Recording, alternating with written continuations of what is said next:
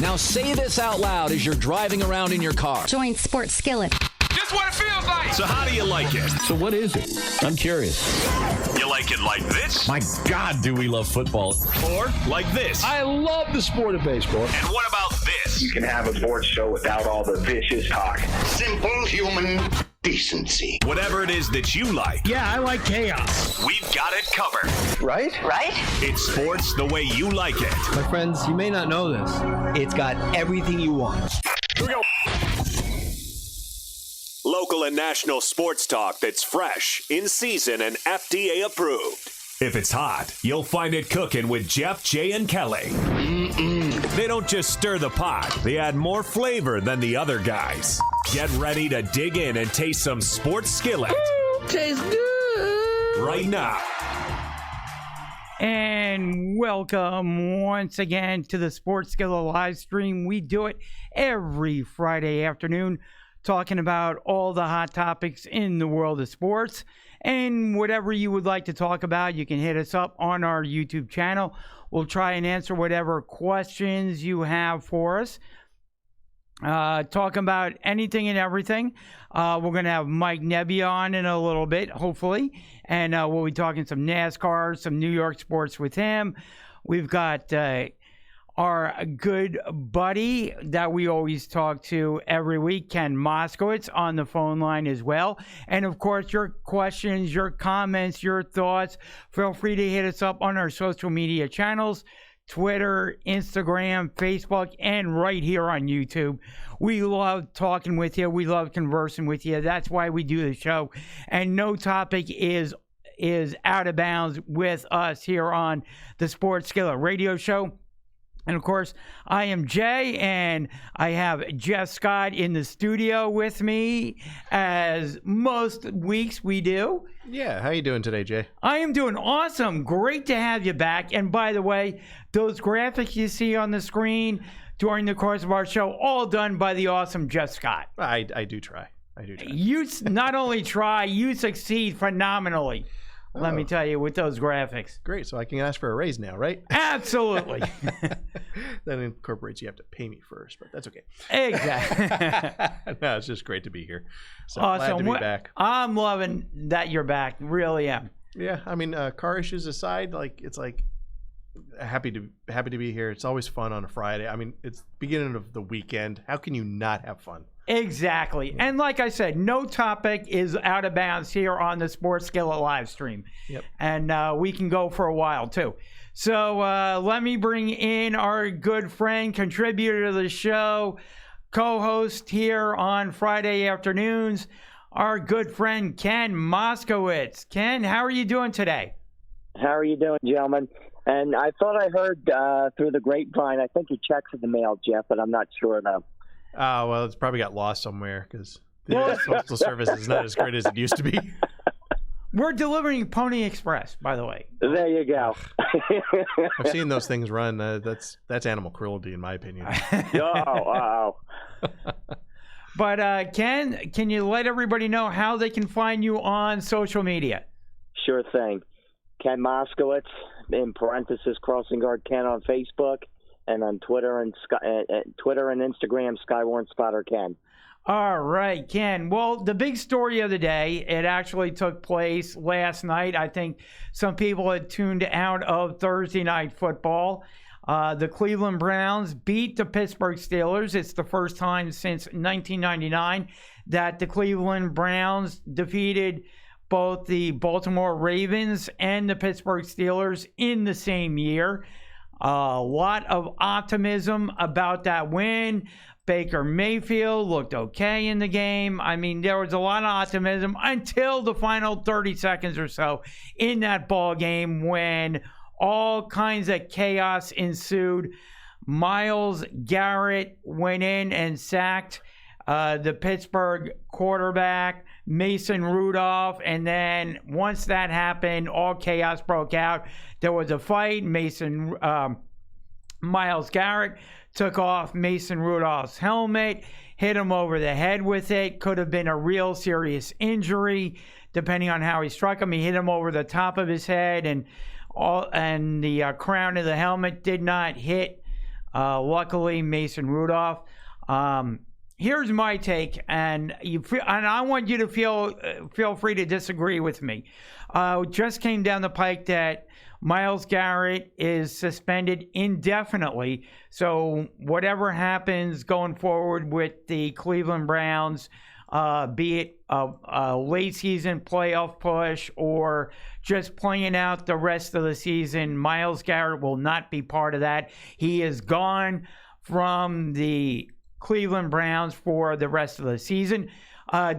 Deservedly so in my book. But here's my hot take of the week. I believe that Mason Rudolph, the Pittsburgh Steelers quarterback, should be suspended as well. Now, I'm not saying suspend him for the rest of the season, but I will say he should get a 1 or 2 game suspension. Here's my reason why. Yes, put all of this on Myles Garrett. Myles Garrett came in, took Mason Rudolph to the ground well after Mason Rudolph got rid of the football. Was a late hit. It was body on top of body. And yes, Myles Garrett should have been flagged for that late hit and for not getting off of the Pittsburgh Steelers quarterback, Mason Rudolph. However, once that happened, Mason Rudolph then antagonized and brought on everything that happened afterward. That was all on Mason Rudolph, because if you look at the video, yes, Myles Garrett did not get off him, but Mason Rudolph then was saying something to Myles Garrett to antagonize the situation, and then Mason Rudolph tried to rip off Myles Garrett's helmet. You can see it clearly on the videotape. Mason Rudolph tried to rip it off, and if he didn't have the chin strap tight around his neck, he would have gotten Myles Garrett's helmet off, and who knows what Mason Rudolph would have then done with that helmet. But that was on Mason Rudolph. He started it. Okay, he was not flagged for anything. He started it. He then you have 2. So he started it, and then he kicked, and I've got a picture of this. He then attempted to or kicked Myles Garrett between the legs. Then you had the 2 Pittsburgh Steelers offensive linemen trying to break up the situation and defuse it. And then it was the quarterback, Mason Rudolph, who then went after Myles Garrett again. And you can see this clearly on tape. Not only was he fighting with Myles Garrett on the ground, but then when the 2 Pittsburgh Steelers offensive linemen went to defuse the situation, Mason Rudolph then went after Myles Garrett again. Again, Mason Rudolph went after Myles Garrett when the situation was trying to be diffused. And then it was only when Myles Garrett swung the helmet and hit Mason Rudolph over the head that Mason Rudolph said, put up his hands. Hey, did you see that? Are you going to call anything? Are you going to do anything? But before that, it was Mason Rudolph antagonizing the situation, going after Myles Garrett, was not called on the carpet for everything. So I'm going to say this today. I'll say it on the show on Sunday. I believe that Mason Rudolph, for his antagonizing the situation, for making a bad situation worse, for not diffusing it, Mason Rudolph should get at least a 1 or 2 game suspension.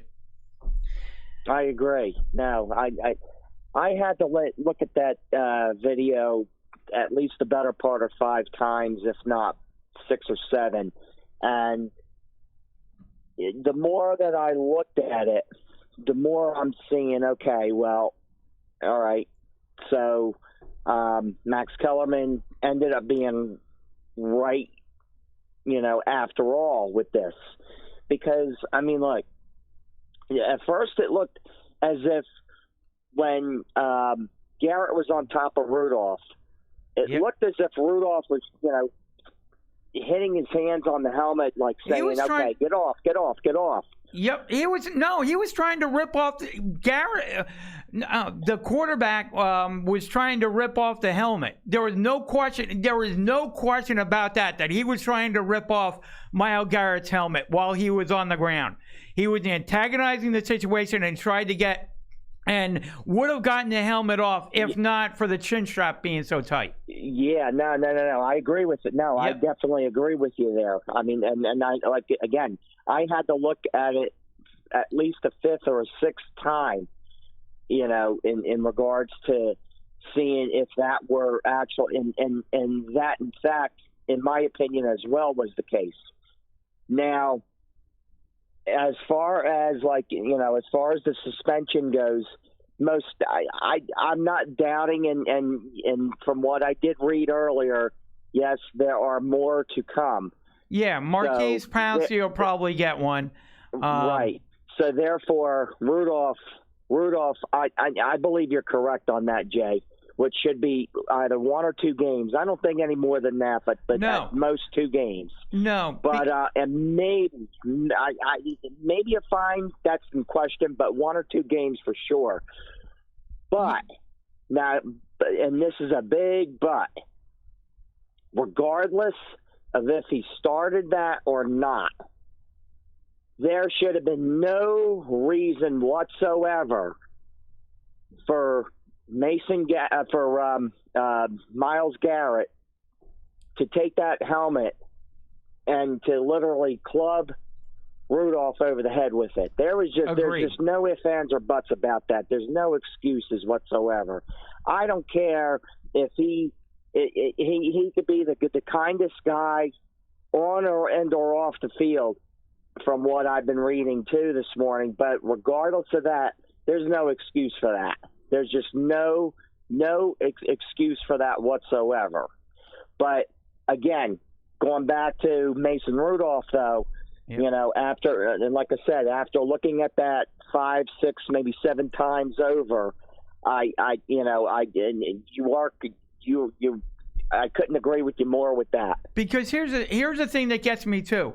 Mason Rudolph also could have diffused the situation by just walking away, walking over to the sidelines, getting out of the situation. But he went after they got up off the field and the offensive lineman tried to separate the two of them. He took it upon himself to inflame the situation even more and go after Myles Garrett. He could have walked away, could have said, okay. Yeah.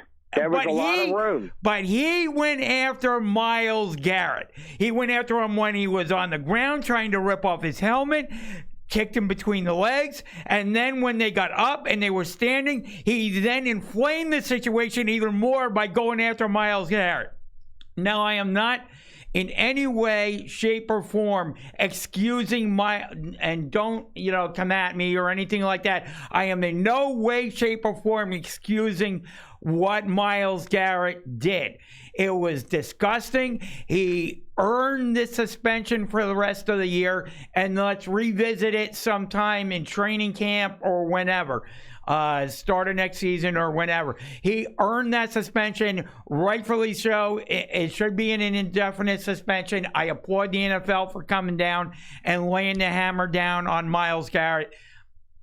That's fine. He earned it, and and I'm all in agreement with the suspension for Myles Garrett. But they should suspend. They should suspend the Pittsburgh Steelers quarterback Mason Rudolph for at least a game or 2 as well, because he inflamed the situation. He may not have started it because he was taken down with a late hit, and yes, Myles Garrett should have been flagged for that. But the way he tried to rip off Myles Garrett's helmet, the way he kicked him between the legs, and you can see that on the video, the way he went after Myles Garrett after that, he deserves a suspension as well. Yeah, 3 instances, so I wouldn't doubt maybe perhaps a 3rd game even. But anywhere from 1 to 3 games. Yeah. No 2 ways. I mean, listen. I agree wholeheartedly with you. I couldn't agree any more if I even tried to, and anybody who literally, who if they only had seen this once and said, okay, well, you know what, look at it again and again and again. It's on YouTube. It's on the highlights. I mean, come on. Yeah, absolutely. I mean, you can clearly see Mason Rudolph ripping the helmet, trying to rip the helmet off, and if the chin strap wasn't as tight as it was on Myles Garrett, he would have ripped off, and who knows, he might have hit Myles Garrett with the helmet, Right. But yeah. So, that took away from a really uplifting win by the Cleveland Browns last night. First, like I said, we should be talking about how Cleveland defeated the Pittsburgh Steelers and before that, the Baltimore Ravens, first time since '99 that they accomplished that maybe they had gotten themselves back in some type of playoff talk, or at least open the door a crack for that to happen. But no, because of that, we're talking about the fight at the last, and the game was over. There was no need for it, That was the thing. Pittsburgh wasn't going to win the game. It was 30 seconds or, 15 seconds left in the game. I mean, it's just, unbelievable that we're talking about that disgusting fight than the Cleveland Browns uplifting win. Yeah. I mean, it's a shame. It's a shame, but, The NFL, I'll tell you, they really gotta do their part, which I'm sure they are. But after this, though, I'm sure they're really going to be taking a nifty hard look, and seeing what what could happen, or what needs to happen in a situation like this down the road, even too, because I mean it's sad to say, but it seems as if it's enough with all the bad calls, this, that, the other thing. But then with this happening, I don't know. I mean, hopefully it'll get better. Yep. So let's turn a little bit to baseball talk before we go back to the NFL real quick. Is there a fight in that one too? No, there is no fight yet. I don't know that we know of. Yeah, I just watched the video, so I'm like, whoa, yeah, it clearly shows that Mason is antagonizing this. He exactly. Started it. But yep. Whoa, hey, all right, it's the dance number. Music. When did that happen? A little music there, Okay, transition. I get it. Move on to baseball. Go ahead. But yeah, the Phillies are getting closer to hiring a hitting coach, Ken. It will not be Chili Davis, however, as he is returning to the Mets on a multi-year deal. But it could be Kevin Long or it could be Matt Stairs. Those seem to be the two finalists. I don't know of the Phillies talking to anybody else other than the three people that we just mentioned, Chili Davis, Kevin Long, and, of course, Matt Stairs. Maybe they have done some phone interviews or teleconferences or whatever, but it seems to be Kevin Long or Matt Stairs to become the Phillies' next hitting coach. Correct, yes. To correct you on that, I wish it were Kevin Long. But correct you on that, Joe Dillon is what you meant. Joe Dillon, I mean. Yep. Yeah, no, that's okay. But I mean, look, I'm excited no matter what, as far as to see and to hear who the next hire is going to be, as far as the brand new hitting coach will be for the Phillies in 2020 moving forward. And I know we've discussed this off air as well, Jay. Yep. But look, at the end of the day, I'd still say this: it's Joe's team. Okay, it's Joe Girardi's team now.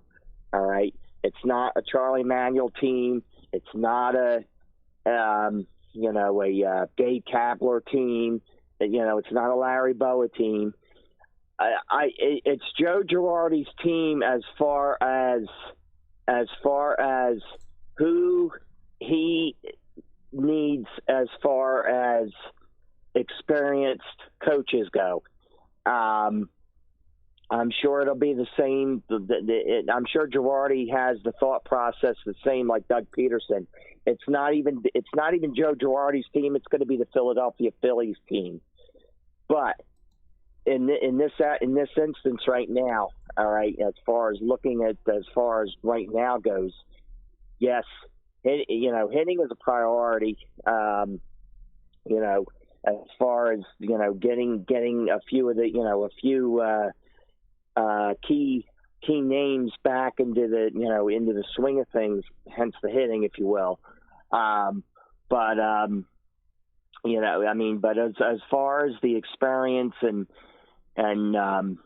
creativity will play out, I'm sure it's going to be nothing but superb for this new hire. So, and again, do I want, would I be looking and wanting a Matt Stairs? Yeah, yes. I mean, don't get me wrong, but the way I see it, okay, with Matt, and I know we discussed this in part, I don't think it fully, but in part off air, that when he was the hitting coach in a couple years back, I'd like to say it might have been, 2016 maybe? No, 2015, I'd like to say maybe. I could be wrong on the year, but in the season. But, they started off great, and then they sort of and then overall offensively they sort of tailed off a bit. I can't remember offhand if they had rebounded a bit, during the duration of that season or what. But but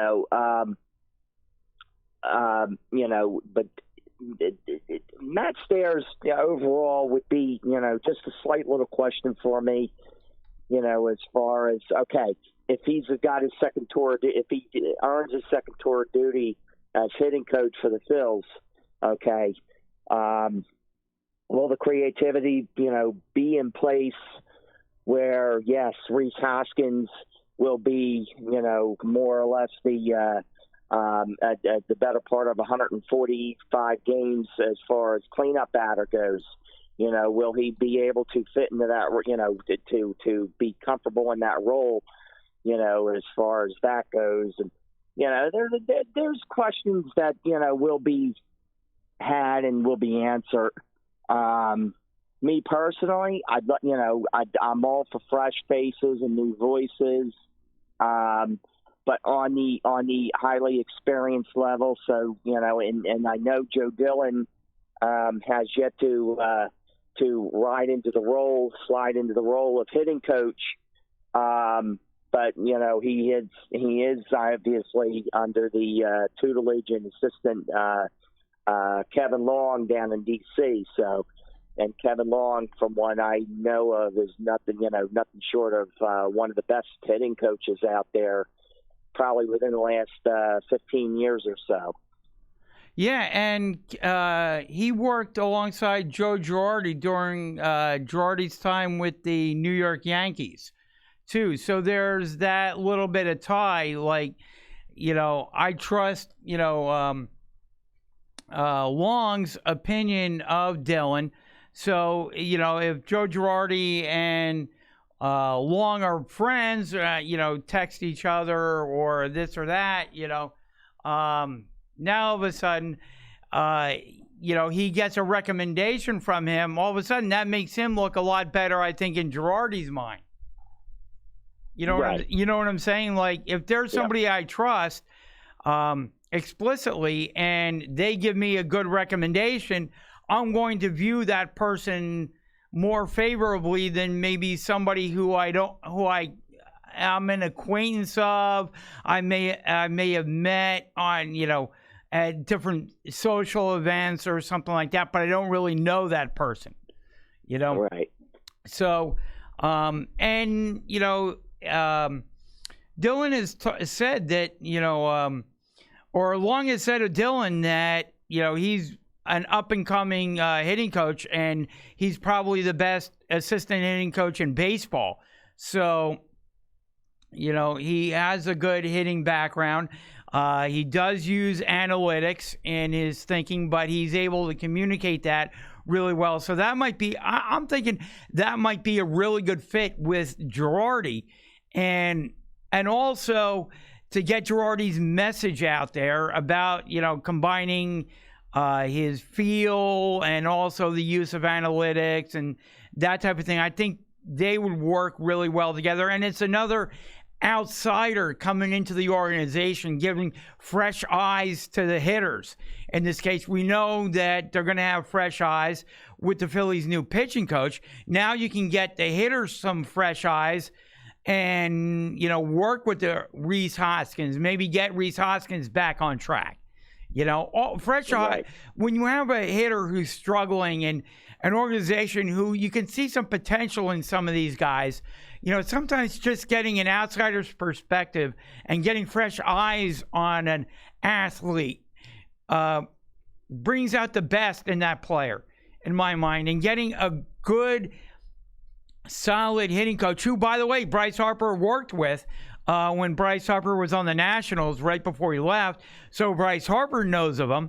So, I think I would put him above Matt Stairs in my book. Absolutely. Oh, no, absolutely. And again, look, no disrespect to Matt Stairs.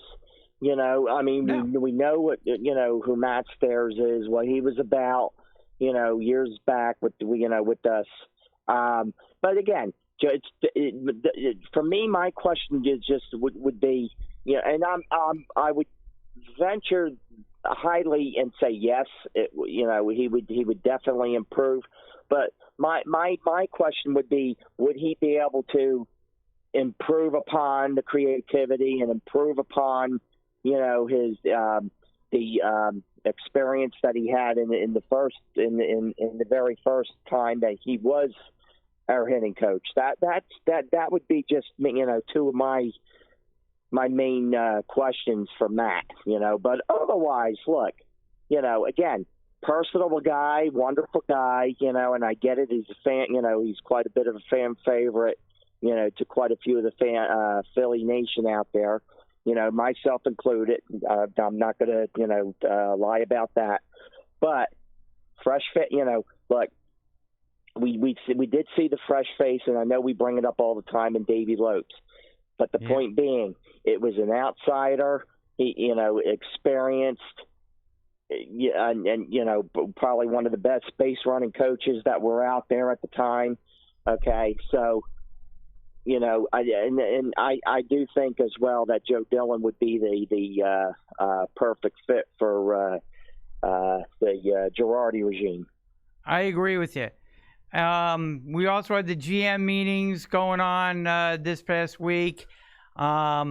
Phillies, Yankees, you can name all the big teams that, they're rumored to be in, and all the big free agents that are out there. The groundwork is being laid. But then we got to slog through the next couple months, I think, before the signings really happen. At least that's what happened last year. Hopefully we get some signings going early this year, like maybe next month or sometime in January. I hated last year because, we had the Bryce Harper saga going on, the Manny saga going on that never seemed to end. I'm just hoping that this year it's just, let's get this free agency period over and done with real quick so we can start talking about who's on what team. Exactly. Yeah. No, I agree. It seemed like it was just, One Life to Live or General Hospital as far as soap opera, formats went. And I agree. Let's get it done. If it's going to be 2 weeks down the road, fine. But if it's going to be 2 months down the road, come on. Yeah. I agree with you. There's some big free agent pitchers that the Phillies are in on. So I'd like to get, you look at what's really good is that you look at the NBA signing period, you look at the NFL signing period, and it's like, boom, free agency drops, and it's like all the stars are going really quick, right? We get this, I mean, it's like, you can't, like with the NFL signing period, it's like leaks come out and this guy's going to this team and that guy's going to that team. And, all the news cycle is, up in arms, and it's really good, really exciting.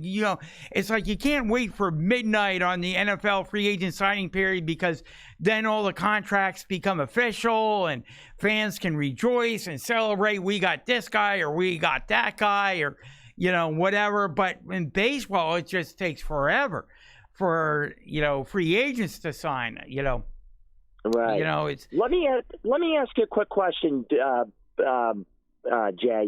As far as third baseman goes, now I know I've been reading all about, Mike Moustakas and Yep. and Josh Donaldson. Yep. Well, that was going to be my question to you too. What's your take on Josh Donaldson? I like him as a third baseman. He's probably going to cost a little bit because he did have a good year. I wouldn't mind him. Like I said, the Phillies have Alex Bohm coming up, and he's probably going to be the Phillies' third baseman of the future. They've kind of soured on Maikel Franco. I'm just waiting for, the trade, or I would assume a trade for Maikel. I don't think the Phillies are going to outright release him. I'd kind of be surprised if they did that. Right. I think they would keep him around as minor league depth or else trade him. But he's not going to be the Phillies' third baseman going forward, as was envisioned a few years ago. So, right. So I do believe the Phillies are probably going to go out and figure something out when it comes to third base, because I don't know that Bohm is going to be starting the season with the Phillies. They'll probably put him at AAA to begin the season. Again, that gives him an extra little bit of service time, unless he comes up and absolutely rakes during spring training. Which is a possibility. I mean, he's been hitting everywhere he's been in the minor leagues, so I don't put that past him. But I think the Phillies are probably going to go out and sign one of those two guys, Moustakas or Josh Donaldson, as their third baseman to hold the fort until they believe Bohm is ready, and then figure something out going forward. I wouldn't. And the other thing is that kind of plays into it is I believe that Kingery is going to have a steady position in the 2020 season. Now, what I mean by that is he every day is, instead of moving Kingery around like they have for the past two seasons, I believe he's going to be either the Phillies second baseman, either the Phillies center fielder, either the Phillies third baseman, or maybe the Phillies shortstop, based on what they do in free agency. But the fact that they can kind of move him around and he can play those positions gives them some options. Like, okay, we can move some of the other. We can move Gene Segura if we wanted to. We can move, if the Phillies wanted to go out and sign another shortstop, say, okay, we can move Segura over to second base, and then play Kingery as our center fielder, or we can move Segura to second base and play Kingery at third. Then maybe they don't have to sign a one of the two third basemen. Because I do believe they're going to sink a ton of money into the starting rotation. Like last year, they sunk it into right field and Bryce Harper. This year, they're going to sink it into the bullpen and the starting rotation. Maybe they move Vinny Velasquez to the bullpen, because I think his day. I think also too that plays into it. Velasquez is probably either going to be traded or going to be in the bullpen. I think his days as a starter are now done, because they're going to go sign probably two starters, Hopefully one of them is Cole Hamels. I'd love to see that. And then one top of the line, starter they're going to go fishing for.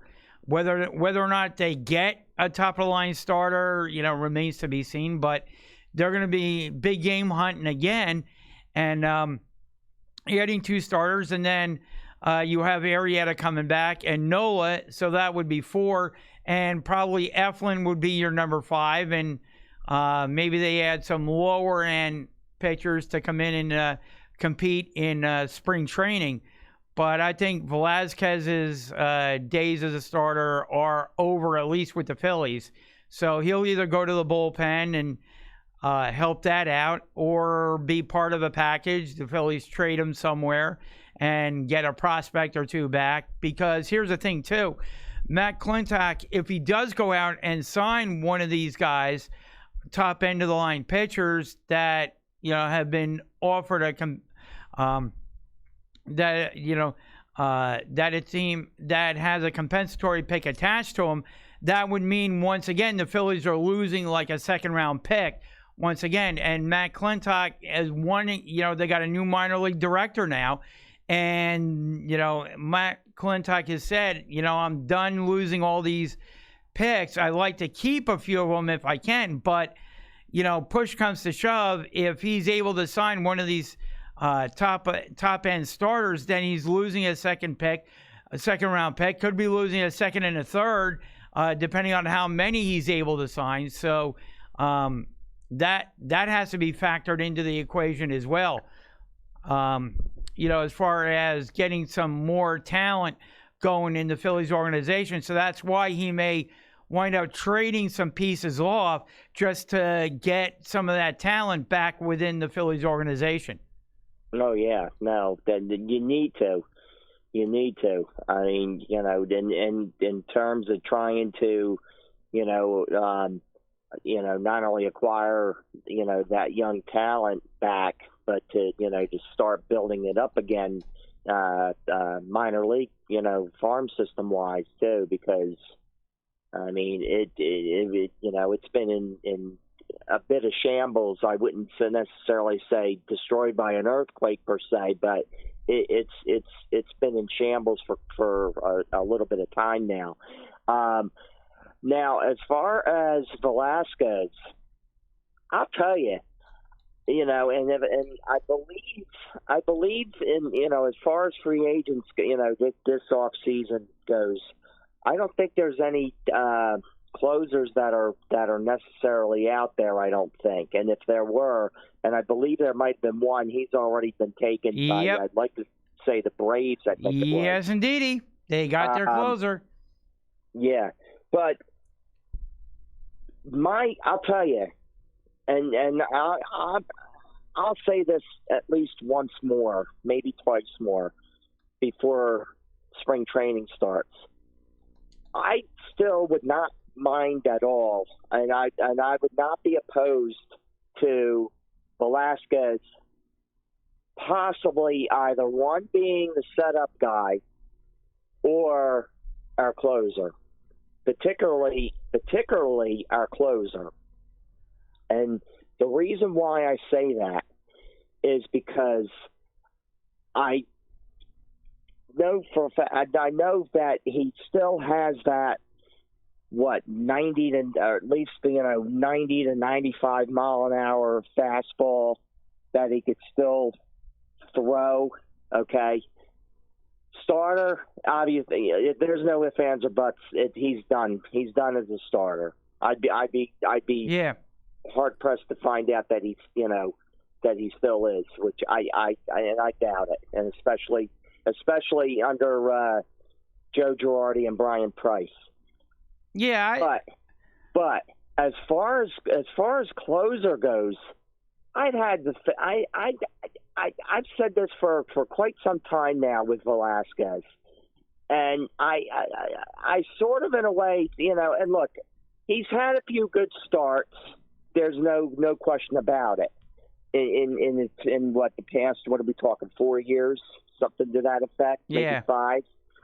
But as far as as far as closer goes, in my opinion, I think he's sort of, they sort of did a little, disservice to him, if you will. Not totally, but I think just a hair enough where, they could have at least, had said to him, look, let's try you out at closers. Let's see what, let's see what you have, Vinny. Let's see what you could do in a matter of 10 pitches or less. See, even if it were just in a simulated role, as far whether it would have been in spring training or in the minor, AAA, something that and I just think I think that he. I have a feeling. I've had a feeling for quite some time with Vinny, and I still sort of think it. But if they're going to do it, they need to do it now. I think maybe somehow, some way, get him, convince him to at least do a simulated type of closer, simulated role. See how he fares out. Possibly then, if he evolves in that, maybe perhaps throw him in a spring training game, in a situation that recommends that requires close out of a game, of a 2-1 game or a 3-2 game, something like that. But if it's not going to be now, then it's not going to be forever. And like you say too, and like you said as well, Jay, there might be that possibility where they may unload him in a trade of some type too. Oh yeah, absolutely. And I want to say too that I'm not ready to ordain Vinny from Philly as the closer. I like Hector Neris there, but I will say that I would seriously consider starting Velasquez, depending on what he does in spring training. I would consider using him as like a setup man, let's see how he does in the 7th inning or the 8th inning, because I believe he can get through a couple of hitters real easy. Like if all he has to do is get through, an inning or, 3 or 6 hitters, I think Vinny Velasquez would be great at that, and he would be. I agree too. I could see, what? I could probably see more of a who was it that we had years ago? J.C. Romero. Yeah. J.C. Romero type. Yeah, exactly. And again, we have a new pitching coach, new ideas, new thought processes coming in there, giving a fresh eye to everybody. So, he may look at Vinny Velasquez, see something that, be able to relate to Velasquez, get inside of Velasquez's head a little bit more than the prior 2 managers were able to, or the prior 2 pitching coaches were able to, and say, you know what, Vinny, we're going to make you our setup man. We're going to put you in the back end of our bullpen. Here's what I want you to do, and just go in there and fire and see how that goes. Like I said, I don't want to put a whole lot of pressure on Vinny right at the jump, because he's not used to that. I'd rather him get his feet wet a little bit earlier in the game, just so if he's uncomfortable doing that, at least then if he gives up some runs, it doesn't cost you necessarily the game because you have a couple of at-bats left. I agree, yeah. But here's some news. Hold on a second. Let's see. Here I come to save the day.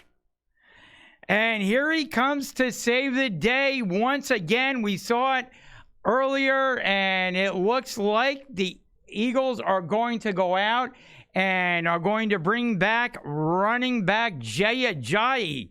We saw the jolt that he gave the Eagles during their Super Bowl season. He's been out since last October, rehabbing a knee injury, seems to be fully healthy now. Been sitting there on the street, knows the Eagle offense, obviously. So the Eagles are going to be bringing back Jay Ajayi, and that's their plan, and maybe he'll be in uniform on Sunday when they face the New England Patriots. So he could bolster their running back core, as Darren Sproles is done for the season, and probably done for his career as well, noting his recent injury history. So Jay Ajayi probably taking over for Darren Sproles. Yeah, no, I read about Ajayi earlier, and I'm not surprised. I am happy that that you like Jordan Matthews. Okay, you have another vet that knows this offense very well, and he should. I think he will be in uniform this Sunday. I think so too. I know it's a really quick turnaround. They just brought him in for a workout today. They announced that also today. They announced that Sproles was done for the season. So I believe that they are going to sign Ajayi, and then it's a question of can you give him some plays that he feels comfortable with on Sunday? I mean, I don't think the playbook has changed a whole lot from last season to this season. Maybe some of the terminology has, but I think he should be able to get back up to speed. If this was a different team, I would say the turnaround would be too quick. But knowing that he had the Eagles playbook last season, knowing that he's comfortable in the Eagles offense, I think there is a likelihood that he could be in uniform on Sunday, taking over for Darren Sproles. And Darren Sproles didn't really run that many snaps during the course of a game. It was all, it was the two other running backs that the Eagles have on their roster that were taking the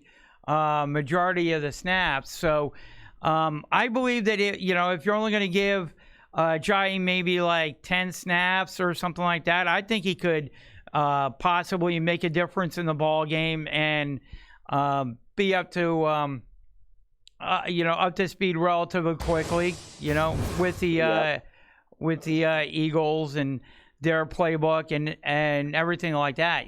I mean, Miles Sanders is the only healthy running back really on the Eagles roster right now, outside of Boston Scott. But Boston Scott really hasn't gotten that many snaps. So, right now it's Miles Sanders as, the only healthy running back. And, Ajayi hasn't taken a beating this year. He's coming in, he's coming in fresh. He's rehabbed. So if the Eagles look at his knees and they determine that they're fine and that they can get through maybe the rest of the season with him. And actually, I think he could be an upgrade over Darren Sproles. Oh, absolutely. Absolutely. I mean, and plus, too, he does have that speed as well as the agility, too. So when he gets going, mind you. So, absolutely. It would be an amazing upgrade. And like you say too, Jay, as far as the acclimation of the playbook, as far as the playbook goes, he should be acclimated rather quick. Maybe a slight change here or there, if that, but otherwise, it should be relatively the same. As far as for his position. So. Yeah, and the Eagles also brought up from their practice squad D'Angelo Henderson. Not too much to really say about Henderson. I think it's going to be Ajayi, and whoever it is, whether it's Ajayi or whether it's D'Angelo Henderson, either one, I don't anticipate that person getting a ton of snaps, just enough to give Miles Sanders a little bit of a breather there. Right. On the sidelines. that line too. They really have to make sure that they go out there and do what they need to do to protect both Ajayi when he's out there, as well as Sanders, but also Carson Wentz as well, because look who we're facing as well. So I mean, that's and this game as well as next week's game, which in my opinion next week's game is even a nice advantage thanks to the flexing from Sunday night to 1 o'clock. I wanted to talk to you about that too.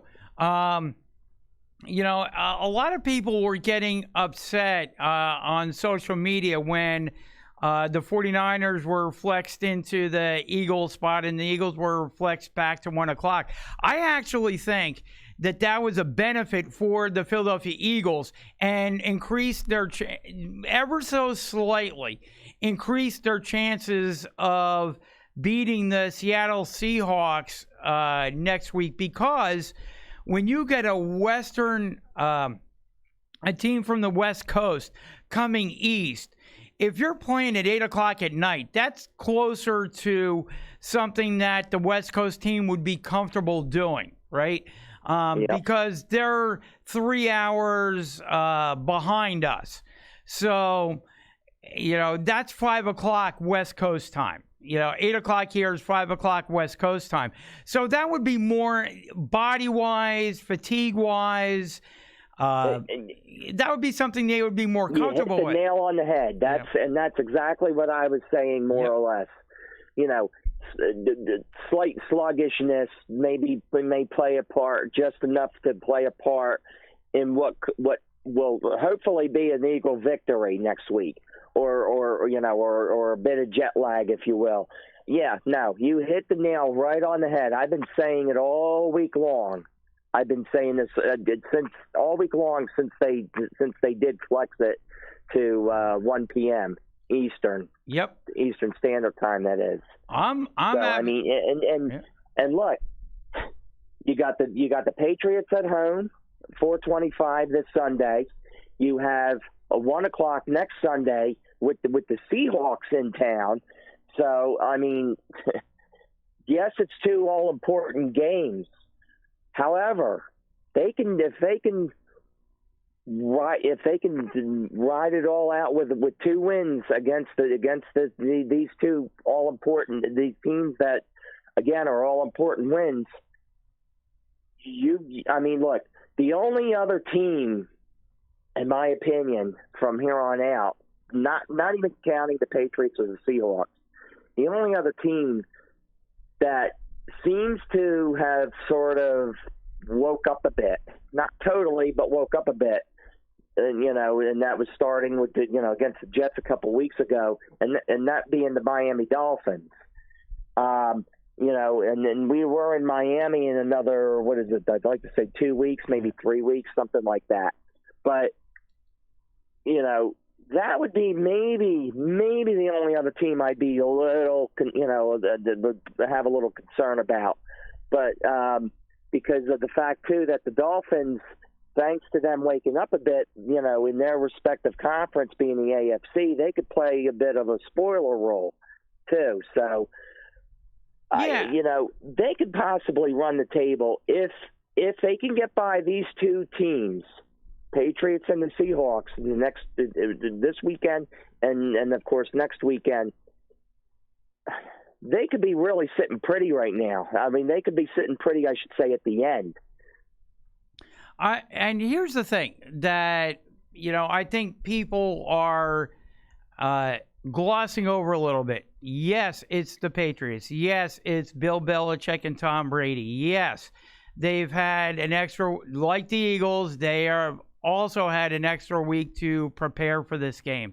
Yes, the Patriots are going to come in a little hurt, a little angry, a little upset, because the last time we saw the New England Patriots play a football game, they lost to Baltimore. So, yes, that's all true about the Patriots. But what people are kind of glossing over is this year's version of the New England Patriots aren't the same old Patriots that we've been accustomed to seeing. I want to see the Patriots actually go out and dominate a very good team. Because you look at the Patriots' schedule, and they've been playing a lot of bottom feeders to get to their current record and the top of their division. The two teams that they've had on their schedule so far, if not for a blocked punt, like the first week of the season, they very well could have lost to the Pittsburgh Steelers.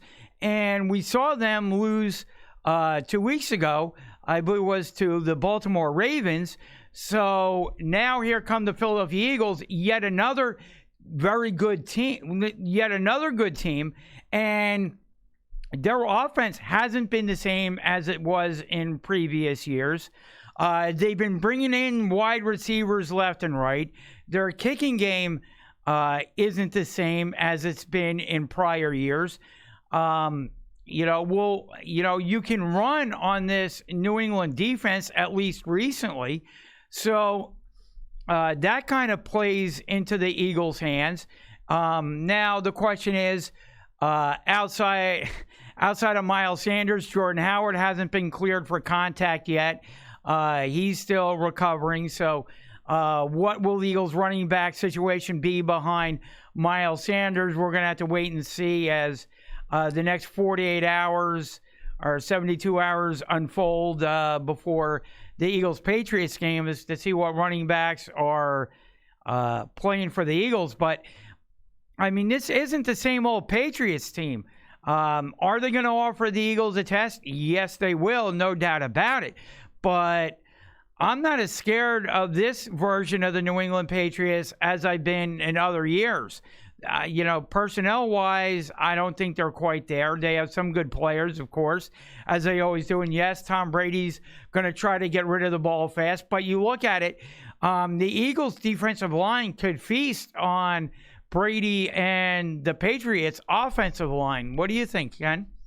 Oh, absolutely. No, I mean, and yeah, I mean that is one of the other things that yes, folks, that I encounter, especially down at MetLife,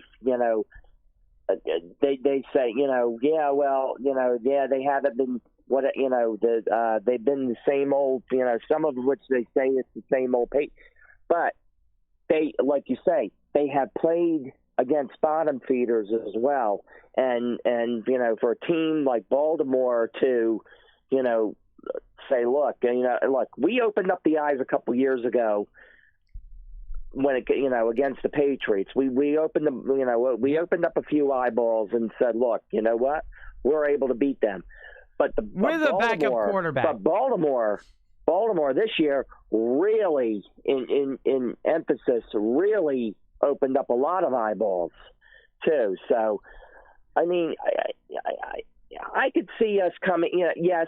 Look, are they going to give us a test like you say? No doubt. There's no doubt about it. But if we could pitch a perfect or close to a perfect defensive game in which we can hold them to points that they probably could have taken advantage of, I think we have a good shot of winning this ball game. Yeah, and remember, the defense is now getting healthy. We're getting some of the back end of the defense back, corners and so forth are starting to get healthy. Defensive line is starting to get clicking a little bit, get a little bit healthier as well. Whereas the offense has been losing some players, but I mean, we're getting back Jay Ajayi, as you said. We got back Jordan Matthews, the wide receiver, so that should help Carson Wentz out a little bit. And Carson Wentz, I'm not going to confuse him with Lamar Jackson at all in terms of, in terms of his running, he's kind of shut that down just a little bit. But, similarly, he can move around in the pocket, and on occasion he can take off as well and gain some yardage. So if you're looking at absolutely. So if no doubt. If you're looking at that tape from last week, I mean, Carson Wentz can buy some time in the pocket and move around and maybe take off a couple of times. So, if that's the type of quarterback that gives Belichick fits and gives that defense fits, well, you're facing another one of those guys this week, in Carson Wentz. Right. Oh, yeah. So let me get your prediction for the game on Sunday, Ken. Do you think the Eagles can come away with a victory? I think they can.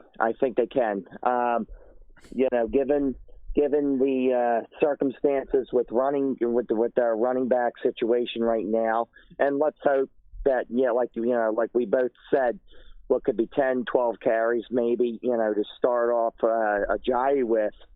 That's as long as he's got the all clear.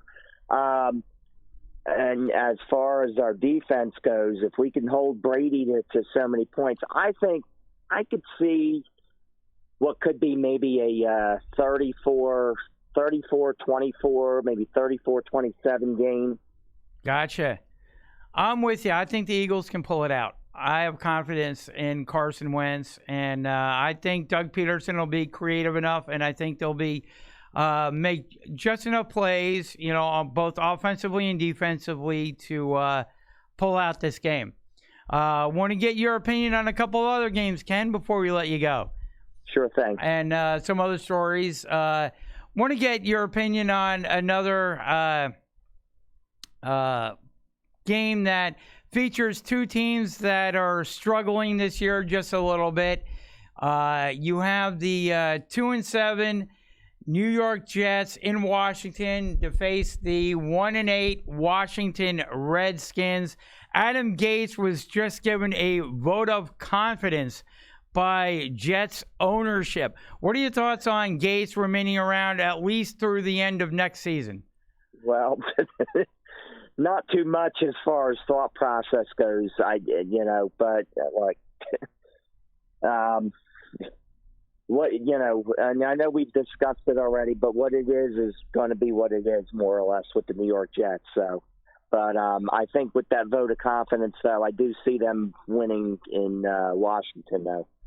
I do think you're correct. I think they have a little bit more talent, and actually, despite the fact that the Jets are constantly being threatened and having to deal with lawsuits by their players, I do think the Jets are going to pull this one out and defeat the Washington Redskins, because the Redskins right now, with Dwayne Haskins starting, are just an absolute mess right now. Want to get your opinion on another game here. We have the 4-5 Jacksonville Jaguars in Indianapolis to face the 5-4 Indianapolis Colts. Who do you think wins this one? Now, if I'm not mistaken, I believe Foles was cleared to practice. Correct? I believe Foles should be under center, I think, for this one. Okay. I'm going with Jacksonville on this one. Okay, so am I. I like it. Here's a good one. The 5-4 Dallas Cowboys against the 3-5-1 Detroit Lions. Can Detroit make the Philadelphia fans happy on Sunday? Well, unfortunately I don't think so, and I know they've been really slipping as of late. So, unfortunately, I gotta roll with the Cowboys with this. I think you're correct. I think the Cowboys are going to pull it out over Detroit. Here's another good one at 1 o'clock. We have the Houston Texans going into Baltimore to face the Ravens. Houston is 6-3. Ravens are 7-2. Who do you think pulls that one out? Two very good quarterbacks. Ravens will continue to be on a roll. I'm with you there. I think the Ravens will pull that one out. One game that I do want to get your opinion on, 3-6-1, the Arizona Cardinals. Flying a little bit under the radar there. going into San Francisco to face the 8-1 49ers. I can tell you right now, my brother Jeff was going crazy at the end of the 49ers game earlier this week, bashing Jimmy Garoppolo. And more Garoppolo than the wide receivers, although I did see the wide receivers dropping a ton of passes. He didn't want to put the ball into Garoppolo's hands. Play calling, I think, was suspect by the 49ers as well. Can the Arizona Cardinals get a win here? No, I think the Niners they'll rebound. They'll rebound and win this one, and I think they'll win it rather easily too. I think. I got to disagree with you. I am going with the Arizona Cardinals on that one, and Kyler Murray. Sounds good. Okay. Okay. The only other one that is really appealing, I would say, that may have some interest, because the other games I think are going to be blowouts. I'll give you two. We'll say the Chicago Bears at 4-5 are going to be in Los Angeles to face the Rams, who are 5-4. Rams seem to be floundering a little bit, and I think need this game to remain relevant. They definitely don't want to drop to 500. Yeah, no. I mean, it's a hard press to be picked, to pick this one here. I don't know. I mean, I forget who I picked, but I'm gonna go with the Bears on this one. The Bears. I'll tell you what. It's the only team to have their own catchphrase. The Bears. Got one more for you, Ken, here. Get your opinion on it. Monday night game. The Kansas City Chiefs at 6-4 now are going to Los Angeles to face the Chargers, who are 4-6. Andy Reid is on a one-game losing streak, although the Chiefs are struggling at the moment, trying to remain ahead of those Oakland Raiders. The Raiders, I can't see the Raiders losing. They're hosting the Cincinnati Bengals, who are 0-9, and may be the worst team in the NFL. So right. The Raiders are going to get a win there. So can Andy Reid pull it out? Yeah, no, I think, and look, the Chiefs have struggled in the last couple of weeks, but do you know what? I don't remember them being any blowouts though either. So I think they'll be fine. I think they'll overcome a few odds here and there and win this game. I think you're right, but something is telling me that San Diego may pull the upset on Monday night. I have not liked. You mean Los Angeles? Or Los Angeles? Yeah, I hate to say that, but I would have let it go. But no, I mean, I'm so used to calling them the San Diego Chargers because they always will be to us. That's yes. The key. Los Angeles, whatever. Yeah. And who knows how long they stay in Los Angeles. There was a rumor circulating earlier this week or late last week that they couldn't move to England and why don't just move up to Sacramento? Then we can call them the Sacramento Chargers. I mean, just keep going north. Yeah, maybe. Keep going north. Soon they'll get to San Francisco, and then we could have all fun with that one. Yeah, right. Yeah. But so you think Andy Reid can pull it out? I think so. All right, Ken. Any final words before we let you go? Stay warm, everybody, because it's going to be a cold one, I think, tomorrow. Snow.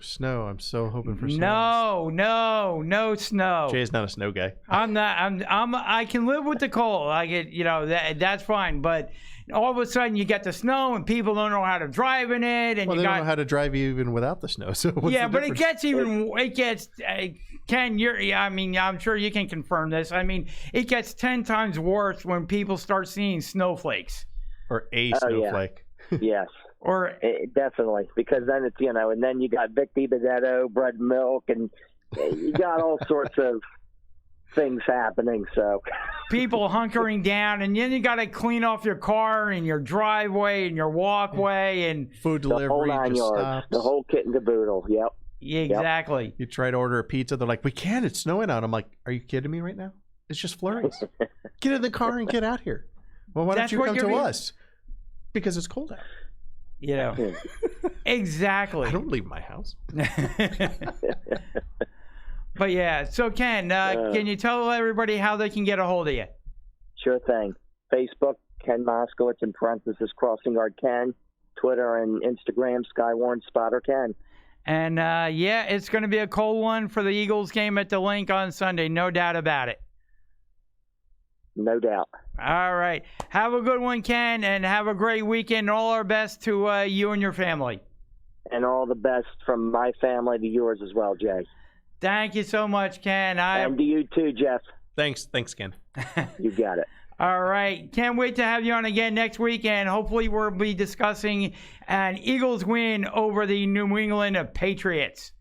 Let's hope. Let's hope. Absolutely. Enjoy the game on Sunday, Ken. All right. Thank you. You too. All right. And, of course, that was Ken Moskowitz. We enjoy having him on the show each and every week. Mm-hmm. I think now what we're going to do is head over. My brother does a great segment each and every week. We call it This Week in Sports History, or TWISH for short, where he opens up the history books.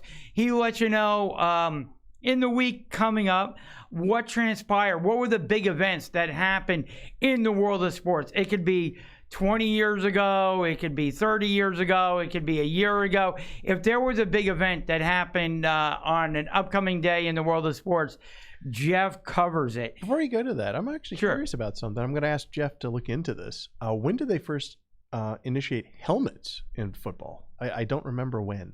Like, I can't place it. Well, you mean the helmets that they use now, or any helmet? Like, I mean, when they started putting on the pigskin, you know, that had to be in like the early 1900s, I'm going way back, but because they didn't play with them before, they didn't have any equipment. They just beat each other up and ran with the ball, kind of like rugby. Yeah, but we made it cooler. Exactly. But yeah, that's a good question for Jeff. Definitely. So now we're going to head over. We're going to play This Week in Sports History, and we'll be back with some more sports talk after that. But for now, here is This Week in Sports History. Welcome to This Week in Sports History, sponsored by Wildflowers Restaurant. I am Jeff Selner. Let's dive right into the history books. On November 19th in 2004, the NBA's Indiana Pacers and Detroit Pistons engaged in a brawl known as the Malice at the Palace. With 45.9 seconds left in the game, a fight broke out between several players. After the fight was broken up, a fan threw a drink from the stands at Pacers player Ron Artest while he was lying on the scorer's table. Artest then entered the crowd and sparked a massive brawl that stretched onto the court. The brawl got Ron Artest suspended for the season. In total, 9 players were suspended a total of 146 games. 5 players were charged with assault and sentenced to a year of probation and community service. 5 fans faced criminal charges and were banned from attending Pistons home games for life. As a result of the brawl, the NBA increased security between players and fans and limited the sale of alcohol in games. On November 20th in 1982, the University of California, Berkeley executed the play in a college football game against Stanford, completing a wacky 57-yard kickoff return that included 5 laterals. Kevin Moen ran through Stanford band members who had prematurely come onto the field. His touchdown would stand, and the University of California, Berkeley defeated Stanford 25-20 before 75,662 fans in Berkeley, California. On November 21st in 1988, Ted Turner officially bought Jim Crockett Promotions, known as the NWA. Turner would rename the NWA World Championship Wrestling, and thus began a war between Vince McMahon's WWE and Turner's WCW, known as the Monday Night Wars. In the end, WCW was eventually sold to Vince and World Wrestling Entertainment. On November 22nd in 1957, Mickey Mantle defeated Ted Williams by 1 vote to win the American League MVP award. Mantle batted .365 with 34 home runs and 94 RBIs in 144 games. Williams batted .388 with 38 home runs and 87 RBIs in 132 games played. The New York Yankees, however, won the American League that season with 98 wins, but lost the World Series 4-3 to Milwaukee. On November 23rd, in 1947, the NFL's Washington Redskins quarterback Sammy Baugh passed for 6 touchdowns versus the Chicago Cardinals in a 45-25 win. Baugh played quarterback, defensive back, and punter during his college and professional career. He led the Redskins to the NFL championship in 1937 and 1942. Sammy Baugh was a charter member of the 17-member Hall of Fame class of 1963. On November 24th in 1996, the Toronto Argonauts defeated the Edmonton Eskimos 43-37 to win the 84th Grey Cup in Hamilton, Ontario, Canada. This game was notable for the heavy snowfall that took place, resulting in the game being dubbed the Snow Bowl. The temperature at the start of the game was 14 degrees with heavy snow. Tractors had to remove snow from the field prior to the game as well as at halftime. 38,595 fans braved the weather to attend the game. On November 25th in 1990, the NFL's New York Giants and San Francisco 49ers, after both winning their first 10 games, both lost. The Philadelphia Eagles defeated the Giants 31-13, and the LA Rams defeated the 49ers 28-17. Thank you for listening to This Week in Sports History, sponsored by Wildflowers Restaurant. I am Jeff Selner.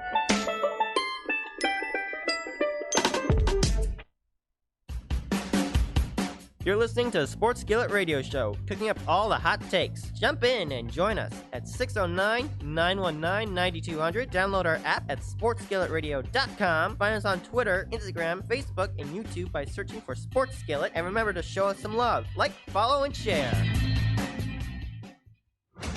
Have you ever fantasized about playing against a football great? Do you think you have the skills to beat a Hall of Fame quarterback? Well, Sports Skillet is offering a unique opportunity for you. Go up against the legendary Joe Montana. Enter by joining our Pick'em League. Follow us on the Sports Skillet Twitter, Facebook, YouTube, Instagram, and we will send you the link to battle the former 49ers quarterback and receive $2,000 if you come out on top. Remember to tune into the Sports Skillet live stream every Friday afternoon and every Sunday on Fox Sports Radio 920 The Jersey. And check us out on sportsskilletradio.com. Download our app and take us on the go.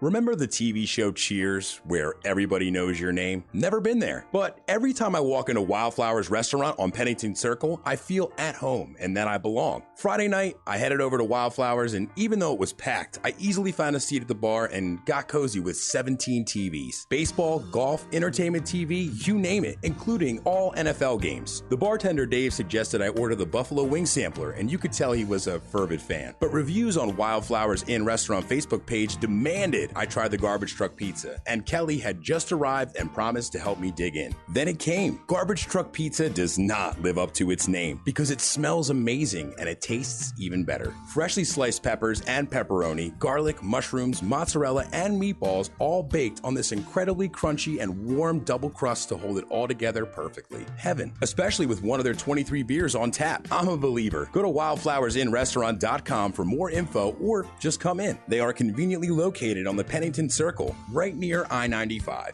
I promise you, they will welcome you warmly, feed you well, and perhaps soon even know your name.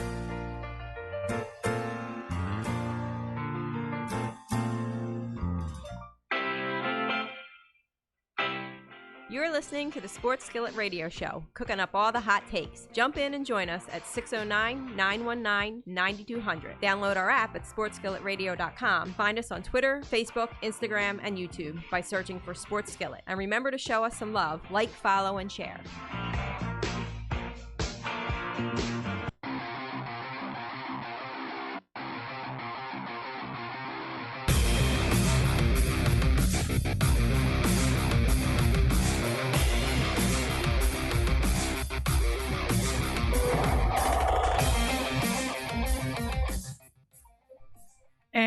are back once again on the Sports Skillet live stream.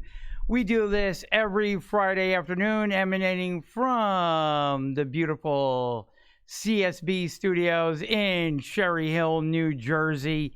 Want to thank CSB, Connecticut School of Broadcasting, for allowing us to do this every Friday afternoon here on the Sports Skillet YouTube page. And again, we want to encourage you to download our app at sportsskilletradio.com and listen live every Sunday morning at 11 a.m. when we go live on Fox Sports Radio at 920 The Jersey with a cast of characters that includes Jeff Scott here. Sometimes. And my brother Jeff and Kelly and whole cast of characters. So, again, want to encourage you to listen live every Sunday morning, 11 a.m., Fox Sports Radio, 920 The Jersey. And, of course, download our app at sportsskilletradio.com and go over there for all the latest show news, Twitter feed. You know, we love corresponding with everybody on our social media channels, Twitter, Instagram, Facebook, and, of course, here on YouTube. If you have a question, if there's a topic you want us to dive into, feel free to let us know on our YouTube page as we're doing this live stream, or head over to Instagram or Twitter or Facebook. We love communicating with everybody on our social media channels, or call into our show every Sunday morning at 11 a.m. Mm-hmm. You know, definitely we are interactive. We love, you know, if there's a topic you want us to discuss, dive into, feel free to let us know and we will dive into it. And as always, we want to bring in another one of our co-hosts of the show, contributors to Sports Skillet, Mike Nebbia.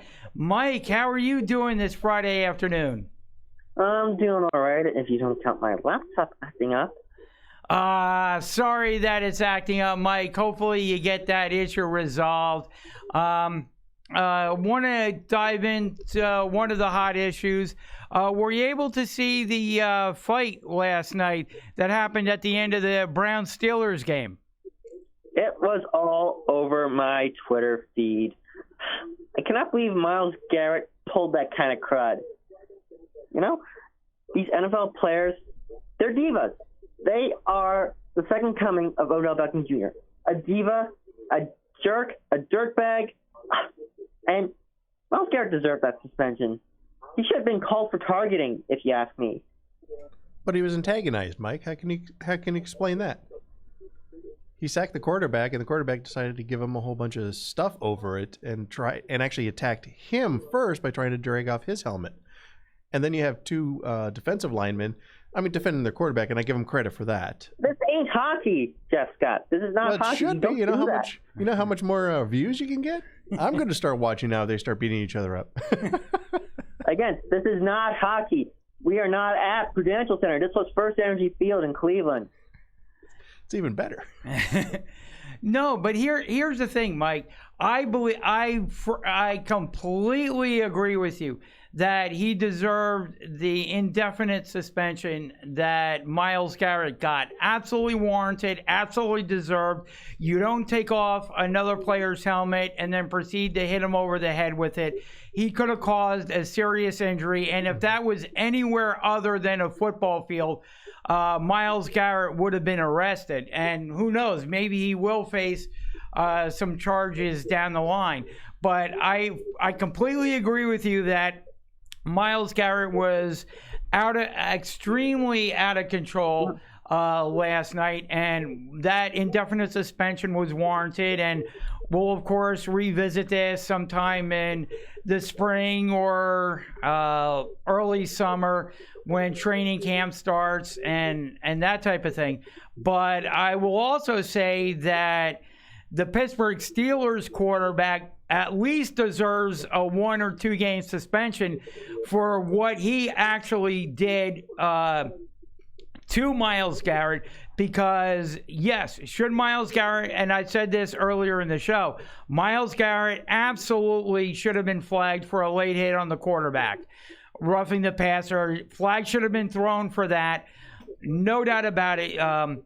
The quarterback had gotten rid of the ball, and Myles Garrett took him to the ground. Illegal play. So, yes, he should have been flagged for roughing the passer. A flag should have been thrown. But then once he got him on the ground, the Pittsburgh Steelers quarterback intensified the situation by trying to pull Myles Garrett's helmet off. You could see it. He was yanking it. He was tugging it. He was trying to get it off. And who knows what he would have done with it if he had gotten it off. But because the chin strap was so snugly around Myles Garrett's chin, he wasn't able to get it off. Then when the two of them were able to get to their feet, it was the Steelers quarterback, instead of walking away, diffusing the situation, he then went after Myles Garrett again. And that's where I think, and he tried to kick him between the legs too while they were both on the ground. So I believe the Pittsburgh Steelers quarterback, for not walking away, for encouraging the situation, provoking the situation, allowing the situation to get more inflamed, he deserves at least a 1 or 2 game suspension. Nobody's calling him out on it except me. I am saying that right here, right now, the Pittsburgh Steelers quarterback should be suspended for at least 1 or 2 games for his provoking of the situation. I second that. But also, I want to point out, guys, when you really look at the play, at one point when the quarterback throws the ball and he gets grabbed, it's so close, I don't think you could really call it as, what are you saying, roughing the quarterback? Roughing the, Roughing the passer, late hit, personal foul, targeting. Yeah, late hit, but I really don't think it was a late hit. I think it was just at the same time that these two things collided. And when you look at it and you see him grabbing him around the waist, he doesn't have his head up. He's not watching the quarterback throw the ball. He's just going at him. He's grabbing him. And then when you watch how they actually are falling, he's in the middle of not trying to, like, if he let go, he'd probably hurt himself by falling on the ground or whatever. But he's just hanging on to him and just trying to make sure that they roll correctly. And I really do believe, like you're saying, Jay, the quarterback instigated this by trying to start it because he's probably thinking, why are you holding me? Why are you doing, just like you're saying, it's, roughing the quarterback when it really isn't. It's so close to call. And it's like, if he just not try to grab the guy's helmet, just let it go, be like, all right, we're down, we're fine. They're not calling it, whatever, walk away. But my other question is, the 2 defensive linemen that actually came to defend. Offensive linemen. Offensive defense. Offensive. Whatever. Offensive lineman. Yep. Whatever. I got my terminology messed up. But when after the initial hit with the helmet, they throw him to the ground and they start punching him and kicking him. What's happening to that? Because there's one thing to pin a person, to hold him down if they're doing something, but to attack him back, I think they should have some kind of a penalty. Also. I'm sure they will. I'm sure that's coming too. Yeah. Because you can't do that as well. So I'm sure Marcus Pouncey and will be getting suspended as well. I don't know that he's. I would have flagged them post haste. Yeah. Oh yeah, no question about it. Flagged them unsportsmanlike conduct, automatic ejection. I agree with you. Without question. I know a bunch of them got ejected from the game. Yeah. I know Garrett's out for the rest of the season. Yeah, they've already said that he's done, so he's not playing at all. Yeah, but I haven't. Like I said, I haven't heard anything. About the Steelers quarterback. Getting a suspension at all. I just would love to see him, get a suspension, because I think he totally provoked a situation and made a bad situation even worse. Mm-hmm. If you look at the video, you'll see the lineman coming over as it would normally do to separate the two. But they do more than just separate. Yeah. They drag them down and start throwing punches. But then once they got the two of them kind of separated, it was the Steelers quarterback that then went after Myles Garrett yet again. I mean, whether or not he's going after him to get his helmet back, maybe, but it's like, dude, just back away. Yep. He would have. You're a quarterback. I mean, I wouldn't. Any other quarterback, I think in the NFL, Carson Wentz, Daniel Jones, any other, Tom Brady would back off, let the offensive lineman handle it, let the situation kind of diffuse itself. But no, he went after Myles Garrett. Again, it was like you're hitting him, you're trying to get his helmet off while you're laying there on the ground, throwing punches, kicking him between his legs, and then the offensive lineman kind of separate you just a little bit, and then you go after Myles Garrett again. Exactly. It's almost like the bully situation. They antagonize you, you throw the punch to tell him to knock it off. Yeah. And then you get in trouble because he didn't throw a punch. It's like, are you kidding me? Yeah, it was but I don't excuse I don't excuse Myles Garrett at all for what he did. Yeah, if anything, he should have dropped the helmet and gone after him the normal way, not using a weapon. Exactly, that's too far. Because you don't rip off another player's helmet. Well, he had tried to have his ripped off first, so it's like, hey, I got your helmet, ha ha. Yeah, you lose. Yeah. But it escalated from that. Yeah. What do you think, Mike? Mason Rudolph should not have done that. Any other quarterback, like a Jared Goff, a Phillip Rivers, even Tannehill or Daniel Jones or Wentz, they would have let the offensive lineman handle the situation.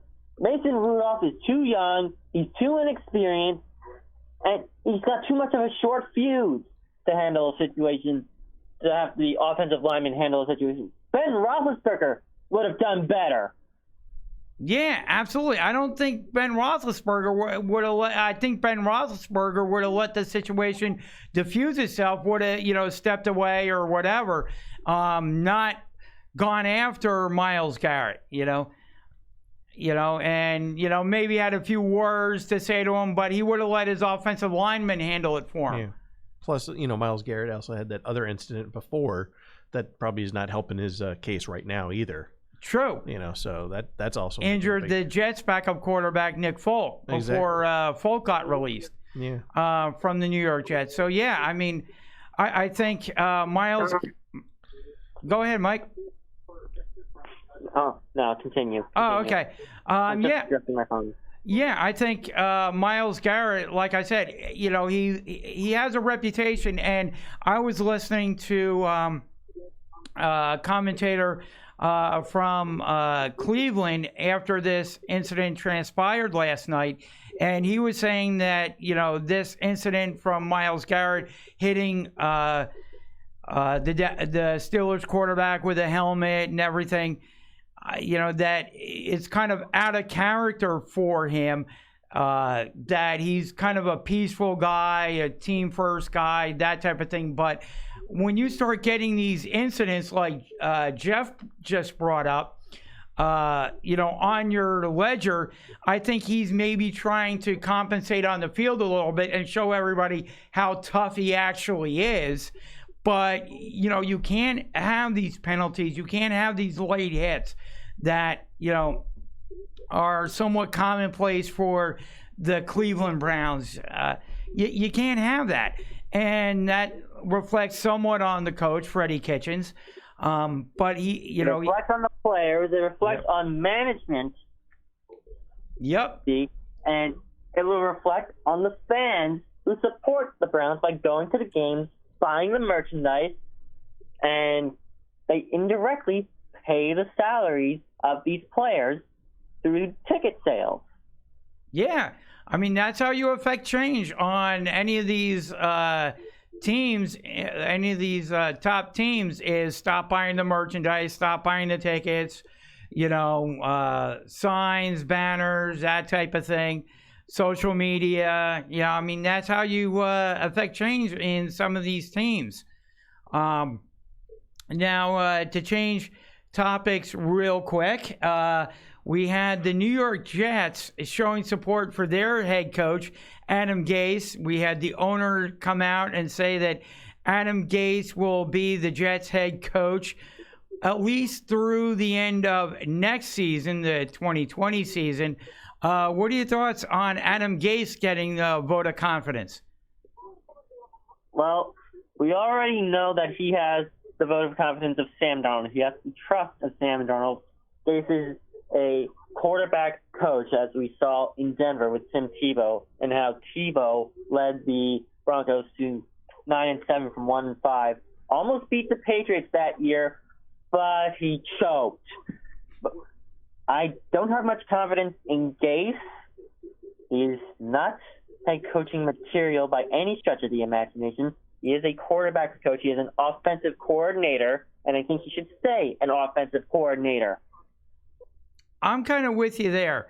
I haven't been too thrilled with Adam Gase. I mean, Miami brought him in, wasn't able to do anything with the Miami Dolphins, wasn't able to turn that franchise around, got fired from the Miami Dolphins, now comes to the New York Jets. And yes, he has experienced, a lot of different things with the Jets, trying to change the culture there, but you have different players coming out and threatening or putting forth lawsuits against the Jets medical staff. You have Sam Darnold, not really, you can say maybe he hasn't developed the way he was supposed to, but he had a sickness earlier in the season. Who knows? Maybe he's still kind of getting over that as we go along. But they got him back as their starting quarterback. So he's having to deal with different things as head coach of the Jets. But still, some of these players, I just haven't seen the improvement. I would have definitely given him the vote of confidence at least through the end of this season. But I don't know that I would have brought him back for 2020. I know that would mean you would be paying, if you're the Jets, like three head coaches, but still you want to put the best person in charge of Sam Darnold, who you think is your franchise quarterback. And I just haven't seen it out of Adam Gase. He couldn't get it out of Tannehill, and Tannehill looked okay last Sunday. I don't know what you're going to, how much you're ever going to get out of Ryan Tannehill, but he looked a little better last Sunday. I just haven't, like you said, I haven't seen a whole lot out of Adam Gase as a head coach, but Jets said that they're committed to him for another year. Not so much for the New York Giants there. I don't know that they've given Pat Shurmur a vote of confidence. Pat Shurmur must go. I know he was a great offensive coordinator in Minnesota.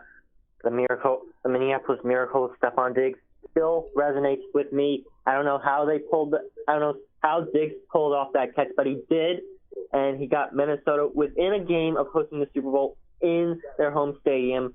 So they finally fell to Philadelphia that year. But Shurmur, not head coaching material. He's about as cursed as Adam Gase. Time for him to go. Time for the Giants to call on someone like Dan Quinn. Maybe Steve Sarkisian if Atlanta decides to give him the boot from the offensive coordinator job. I don't know who might be up come Black Monday, but it's time for Shurmur to go. I kind of agree with you there. I mean, I know the Giants are not a team that likes to dismiss their head coaches prematurely or have a lot of turnaround within the head coaching ranks. But if you have a franchise quarterback like the Giants hope they have with Daniel Jones, you've got to put the right head coach, the right offensive coordinator, the right quarterbacks coach in charge of that organization. You've got to get a good offensive line around the quarterback, a good, receiving core, that type of thing. I know the Giants receivers have kind of been banged up this year, but, I haven't seen a whole lot of creativity out of Shurmur this season. And for that, I would think he has to be called on the carpet a little bit and at least get rid of the offensive coordinator. Freshen something up on the Giants sidelines, right? Yeah, the offensive coordinator for the Giants, that has not been good since, I believe, Spagnuolo in 2008 and 2011. What Spagnuolo did was he adapted his game plan from game to game, from series to series, from play to play. He kept the defense on their toes from play to play. That's what made Spagnuolo a great offensive coordinator, but he couldn't translate that to being a head coach. True. Very true. So, another team coordinator, Kevin Gilbride, that man was a mastermind on defense. That's all I'm going to say about Gilbride. They had a good coaching staff in 2008 and 2011, and I'd like to see the Giants get back to that magic. Yeah, I mean, definitely. I mean, right now they are struggling big time this year. But again, this was supposed to be kind of a learning year for Daniel Jones. So hopefully he's learned some things, is able to process some things, and make the Giants a little bit more competitive next season. Agreed. This is supposed to be a learning curve year for Daniel Jones. If the Giants can get to 6-10 or 7-9, it'd be an improvement over last year's 5-11. Any win improvement, any sort of win improvement would be fine with me. I don't know if they're going to get to that win total. I have my doubts on that. They may get to 6. Not sure about 7 wins. I don't even know that they get to 6. I think that's going to be a struggle for the Giants. I mean, let's see if I can bring up their schedule coming up. They've got the Bears coming up. That may be a tough one for them. Packers. Bears have been struggling recently, so that may be a win. Depending on how Trubisky looks. Packers is going to be a loss for him. The Eagles are going to be a loss for him. Dolphins they should beat the Dolphins. Dolphins are going to be a win. It should be, but the Dolphins are looking like they're starting to turn some things around, and they've been playing better than their 2-7 record indicates. They're starting to get some wins under their belt, get some confidence. I mean, it should be a win for the Giants, but the way the Giants are looking this year, Mike, I don't know that I can count on them beating the Dolphins. But I will say this though. The game after that, they most certainly will beat the Washington Redskins. Washington Redskins will be packing it in by that point. It'll be December 22nd. Giants will beat the Washington Redskins. And then they close it out against the Eagles. And even if the Eagles may need that game to make the playoffs. We'll have to wait and see. But even if they don't, and the Eagles are playing some of their backups, I still think the Eagles are going to beat the Giants in that one. So, you may have another maybe 1 or 2 wins, which gets you to about 3 or 4 for top the 5 season. Draft pick. Yes. And the Giants could use a good offensive lineman, help rebuild that offensive line, help protect Daniel Jones. So if the Giants can get a really good lineman coming out of the draft, that would be really good. Okay, so Giants will get a top 5 draft pick. Hopefully they get a great offensive lineman to pair with Light and the offensive line. That would be the way I would go. If I was the New York Giants. Another game I wanted to talk to you about. A game I was watching with my brother. A team I wanted to bring up to you. A game I was watching earlier this week with my brother Jeff was the San Francisco ball game. They lost. Seattle. They lost. Yeah, they lost to Seattle. How did I call that one? I don't know. I mean, you did a good job in calling saying that Seattle was going to beat the 49ers. But the game could have gone either way several times. My brother was adamant about Jimmy G not throwing the ball. He puts the loss into Jimmy G's lap.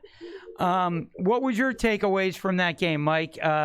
Do you think that Jimmy G was to blame for the 49er loss? No, I place blame on Kyle Shanahan for not putting the ball into Garoppolo's hands that last series. Look, Shanahan is a pretty good coach. I'll give him that. But Jimmy Garoppolo should be given the ball in the last 2 minutes.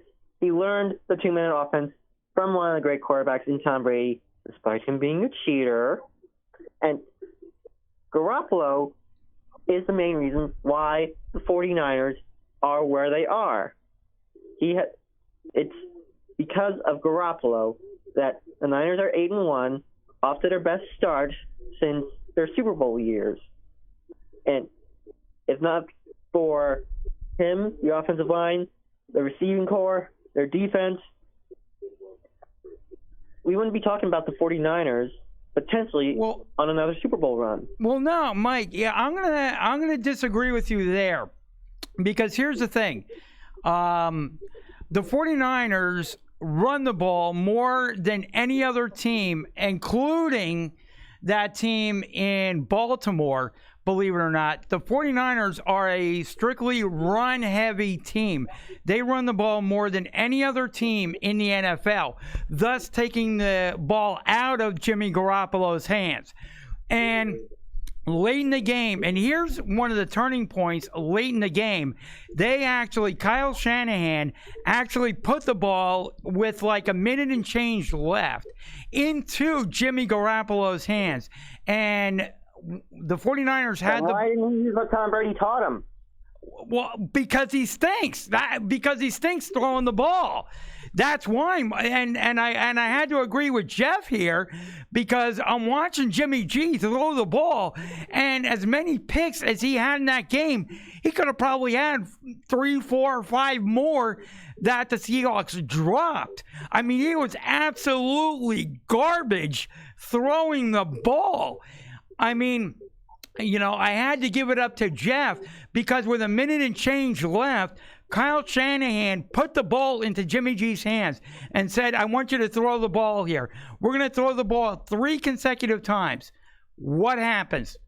3 consecutive incompletions. Or they had him drop back 3 consecutive times, was not able to complete a pass, and only took about maybe 15 seconds off the clock because he was so dreadful in throwing, because the route concepts, the receivers, Jimmy G's awful throwing ability, was only able to take 15 seconds off the clock. And yes, they were in their own territory, but here's the thing. Their bread and butter, the thing that they do better than any other team in the NFL, is run the ball. And at least if Kyle Shanahan took the ball out of Jimmy G's hands, which he should have in that situation, and as the phrase goes, run the damn ball, he would have taken time off the clock, allowed Seattle and their Pro Bowl quarterback,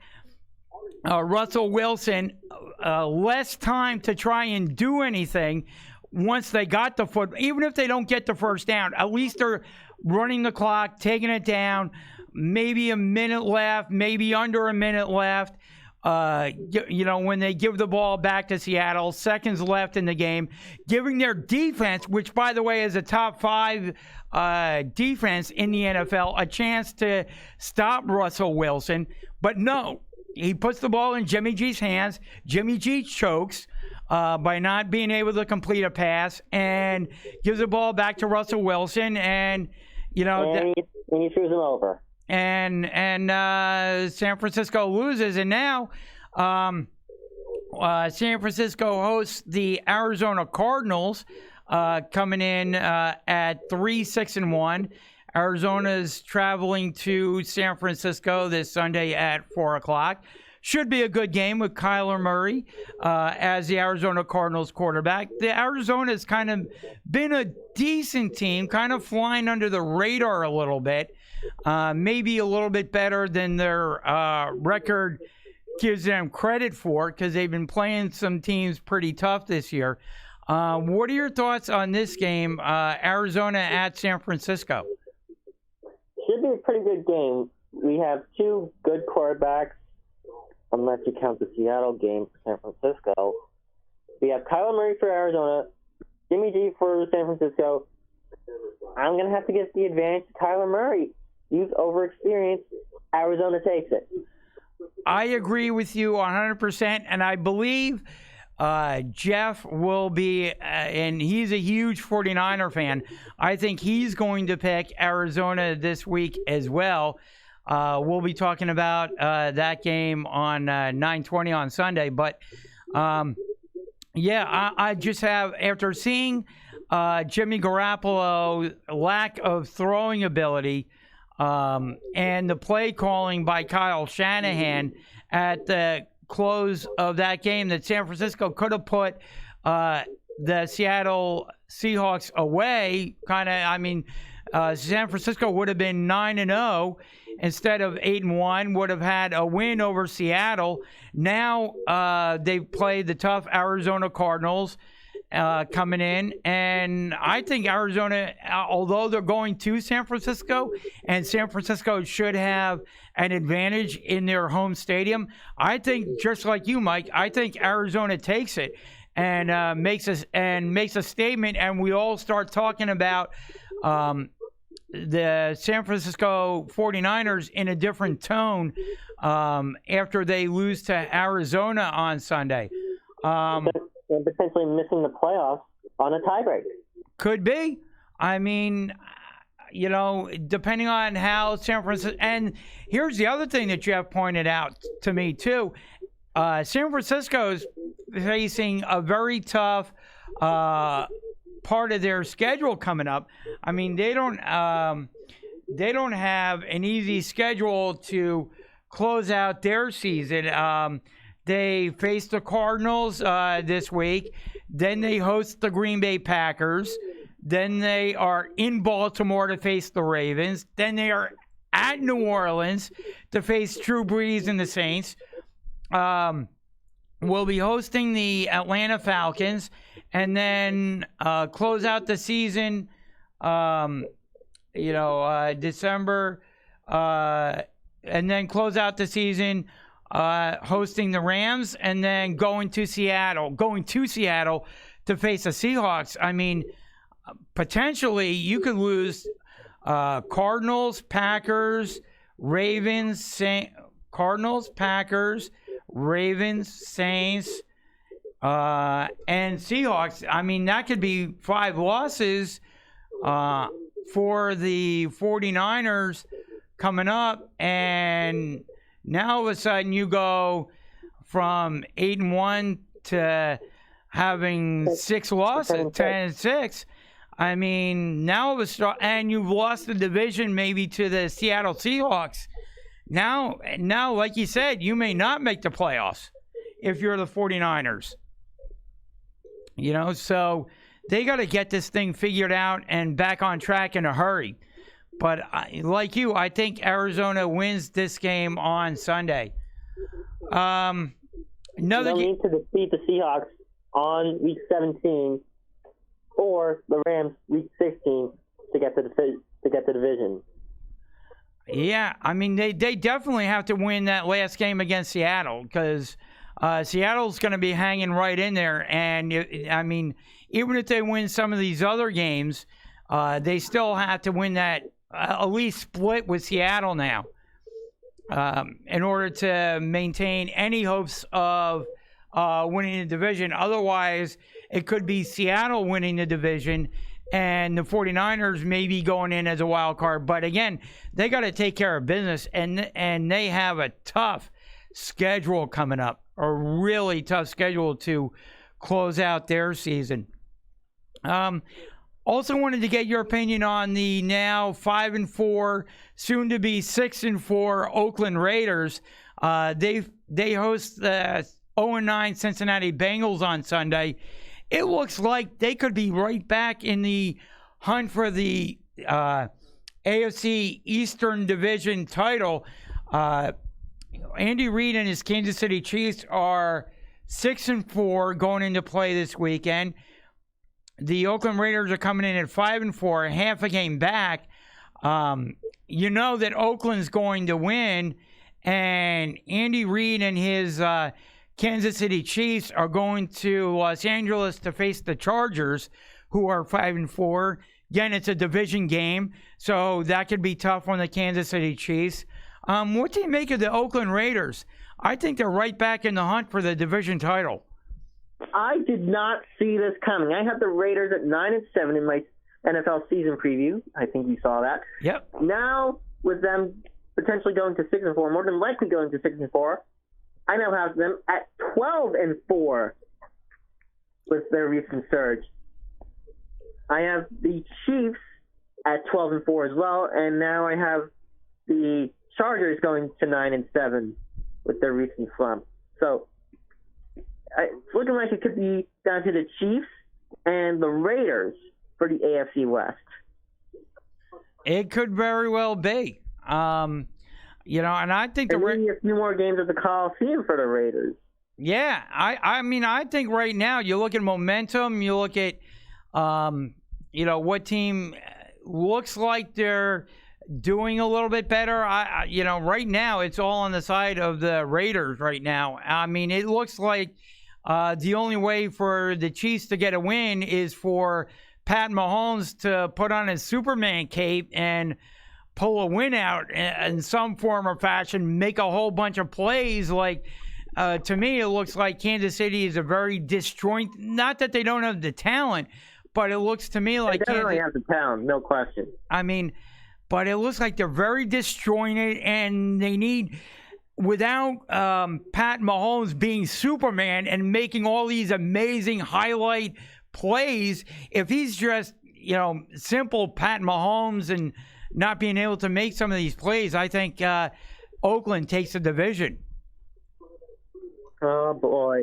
Well, and could you imagine what would go down in Oakland if the Raiders took the division the year before they go to Vegas?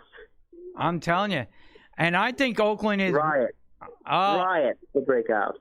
Oh, a riot in happiness, I would think, because, that would be a great gift to the Oakland Raiders fans.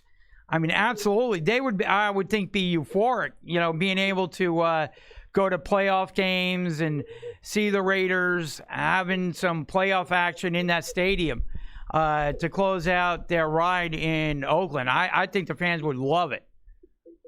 Question is, would the Oakland fans follow them to Vegas? That's the question.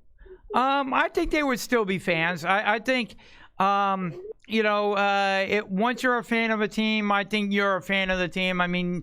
Do they get to see the home games? No, but I think once you're a fan of a team, you remain a fan. A lifelong fan. Another game I wanted to get your opinion on real quick. The Houston Texans are 6-3. They are going to be facing the Baltimore Ravens in Baltimore. Baltimore is 7-2. Pair of great quarterbacks in this one. Going to be playing at 1 o'clock on Sunday. What are your thoughts on this game, Mike? Well, first off, last week I got to see the Baltimore Ravens and their Heisman offense. 3 Heisman Trophy winners on the same team. Man, that was killer. And I think we'll be seeing that Heisman offense in full force against Houston. I'm picking Baltimore. No question about it. Baltimore takes it over Houston. I am in complete agreement with you here, Mike. I'm looking at Lamar Jackson, and he is just an absolute generational talent. I know Houston's going to be tough for him, but I think the way Baltimore is playing, the way that they have their offense set up, the way that they are built, the way that their defense is built, their offense, the way that they're coached, it's going to be tough going for the Texans. Oh, yeah, I think so. I think it'll be a close game, though. I don't think Baltimore is going to blow them out by any stretch of the imagination. but I think Lamar Jackson is going to make enough plays and propel Baltimore to win. Another game, obviously, I wanted to get your opinion on here is the New England Patriots traveling to Philadelphia. New England comes in off of a loss. New England is 8-1. Philadelphia comes in off of a win. They are 5-4. Going to be playing at the Link at 4:25 on Sunday. How do you see this game going down? Eagles fall to 500. New England takes it. You think so? With with both teams coming off a bye. Both teams coming off a bye. New England takes it. Interesting. Is it because any reason why you think New England takes it? Tom Brady's just too good of a quarterback. Carson Wentz has not faced the New England Patriots before. Nick Foles, now in Jacksonville, has faced him in Super Bowl 52. And Philadelphia does not have Nick Foles. They have Wentz starting, who has not faced this challenge. I think he may do fine, but fine is not good enough against Tom Brady and the Patriots offense. Now, you know I'm a big Eagles fan, so I'm going to disagree with you here. Main reason why is I'm looking at the New England offense, and they've only played two really good teams. They played Pittsburgh, or pretty good teams. They faced Pittsburgh in week 1, and it took a blocked punt for New England to pull out the win there. So they almost lost. They came within a breath of losing to the Pittsburgh Steelers in week 1. And then the only other good team that they faced on their schedule was the Baltimore Ravens, and the Baltimore Ravens beat them pretty soundly a couple of weeks ago, heading into their bye week. Lamar Jackson, of course. Exactly. And so, they really haven't put, to me, the New England offense, to me, I haven't seen enough out of it against a good team. And the one good team that they did face a couple of weeks ago, Baltimore, they didn't do too well against. You can run the ball against this New England defense, which is right now, I would say, the bell cow of the Philadelphia offense. I mean, yes, they lost. The Eagles announced today that they lost Darren Sproles, but they're bringing back, it looks like, Jay Ajayi. So he'll have some fresh legs. How many snaps he might get on Sunday, who knows? Probably just a handful. They're going to probably most likely be leaning on Miles Sanders quite a bit, as he appears to be the only healthy running back that the Eagles have going into this game. But I look at New England, and I haven't really been, people were, I think, overhyping this New England defense by saying it was generational and this is the biggest defense, but they haven't been playing good teams. And, the one good team that they did play a couple of weeks ago, Baltimore, was, able to run on them quite a bit. So I look at New England, and I give the Eagles a good shot at being able to defeat them. What do you think, Mike? Eagles have a chance if they can find a way to run the ball effectively against the New England defense. Passing might not be an option unless Carson Wentz can pull off some good plays against the Patriots secondary. Agreed. I'm not impressed. I mean, it looks like Alshon Jeffrey is going to be out for this game. They got Jordan Matthews back. He'll probably make a bit of a difference on Sunday. He can step right into the Eagles offense, as I'm sure Jay Ajayi can as well.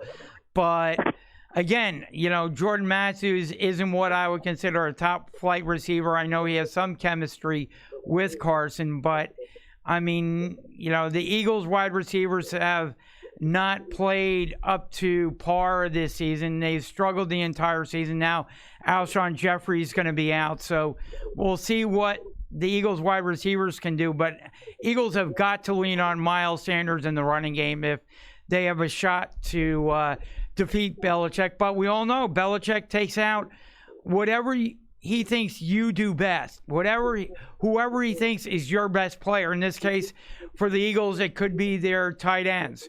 So he could be Zach Ertz, it could be Carson Wentz, it could be Sanders. Yep. If he thinks that Miles Sanders is the key, then he'll take out Miles Sanders. If he thinks it's the Eagles' tight ends, Zach Ertz, Dallas Goedert, he'll take those two guys out of the equation and say, beat me with who you got, And that's just the way Of course, if he takes Sanders out, Jay Ajayi comes in. Yeah, but I don't think Ajayi's going to have that many plays because if he signs, he's just signing today. He won't have that much time to, they don't do a whole lot of practicing tomorrow.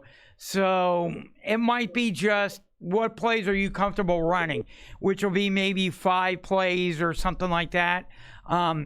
I wouldn't have, now he might be able to run those 5 plays pretty effectively, but that would be about it. So it would be the Miles Sanders show on Sunday. So that's the way I look at that one. Before we let you go, can you give us your weekly NASCAR update? Yes, this week is the NASCAR Championship at Homestead Miami Speedway. It's come down to Truex, Kyle Busch, Denny Hamlin, and Kevin Harvick for the championship. First one to cross the finish line after 400 miles will take it. And my prediction, the championship trophy for NASCAR is coming back to Jersey. Martin Truex Jr. takes it. Really? Over Kevin Harvick?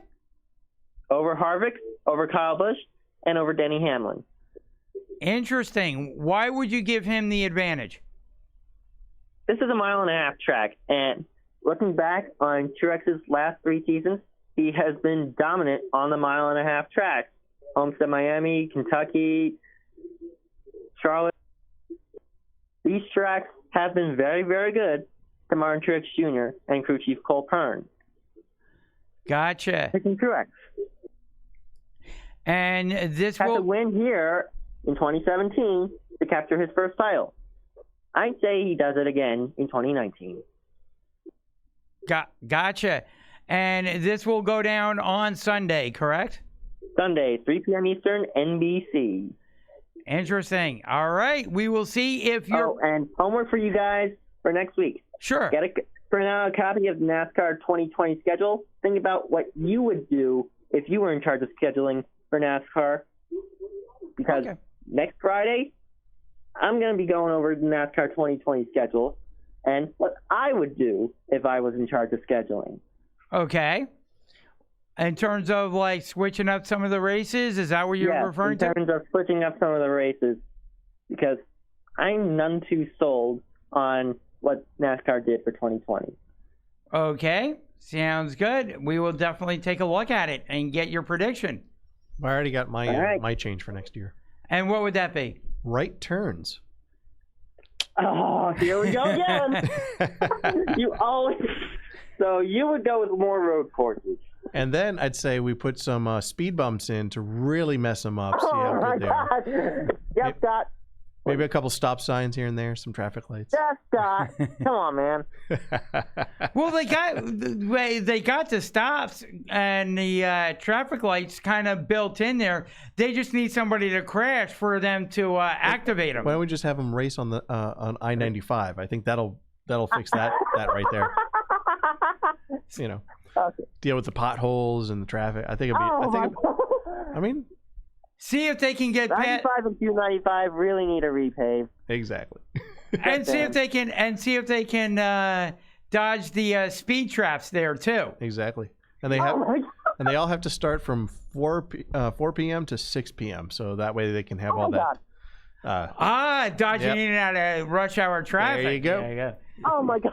If they could do that, they deserve a cup, in my opinion. Oh my God.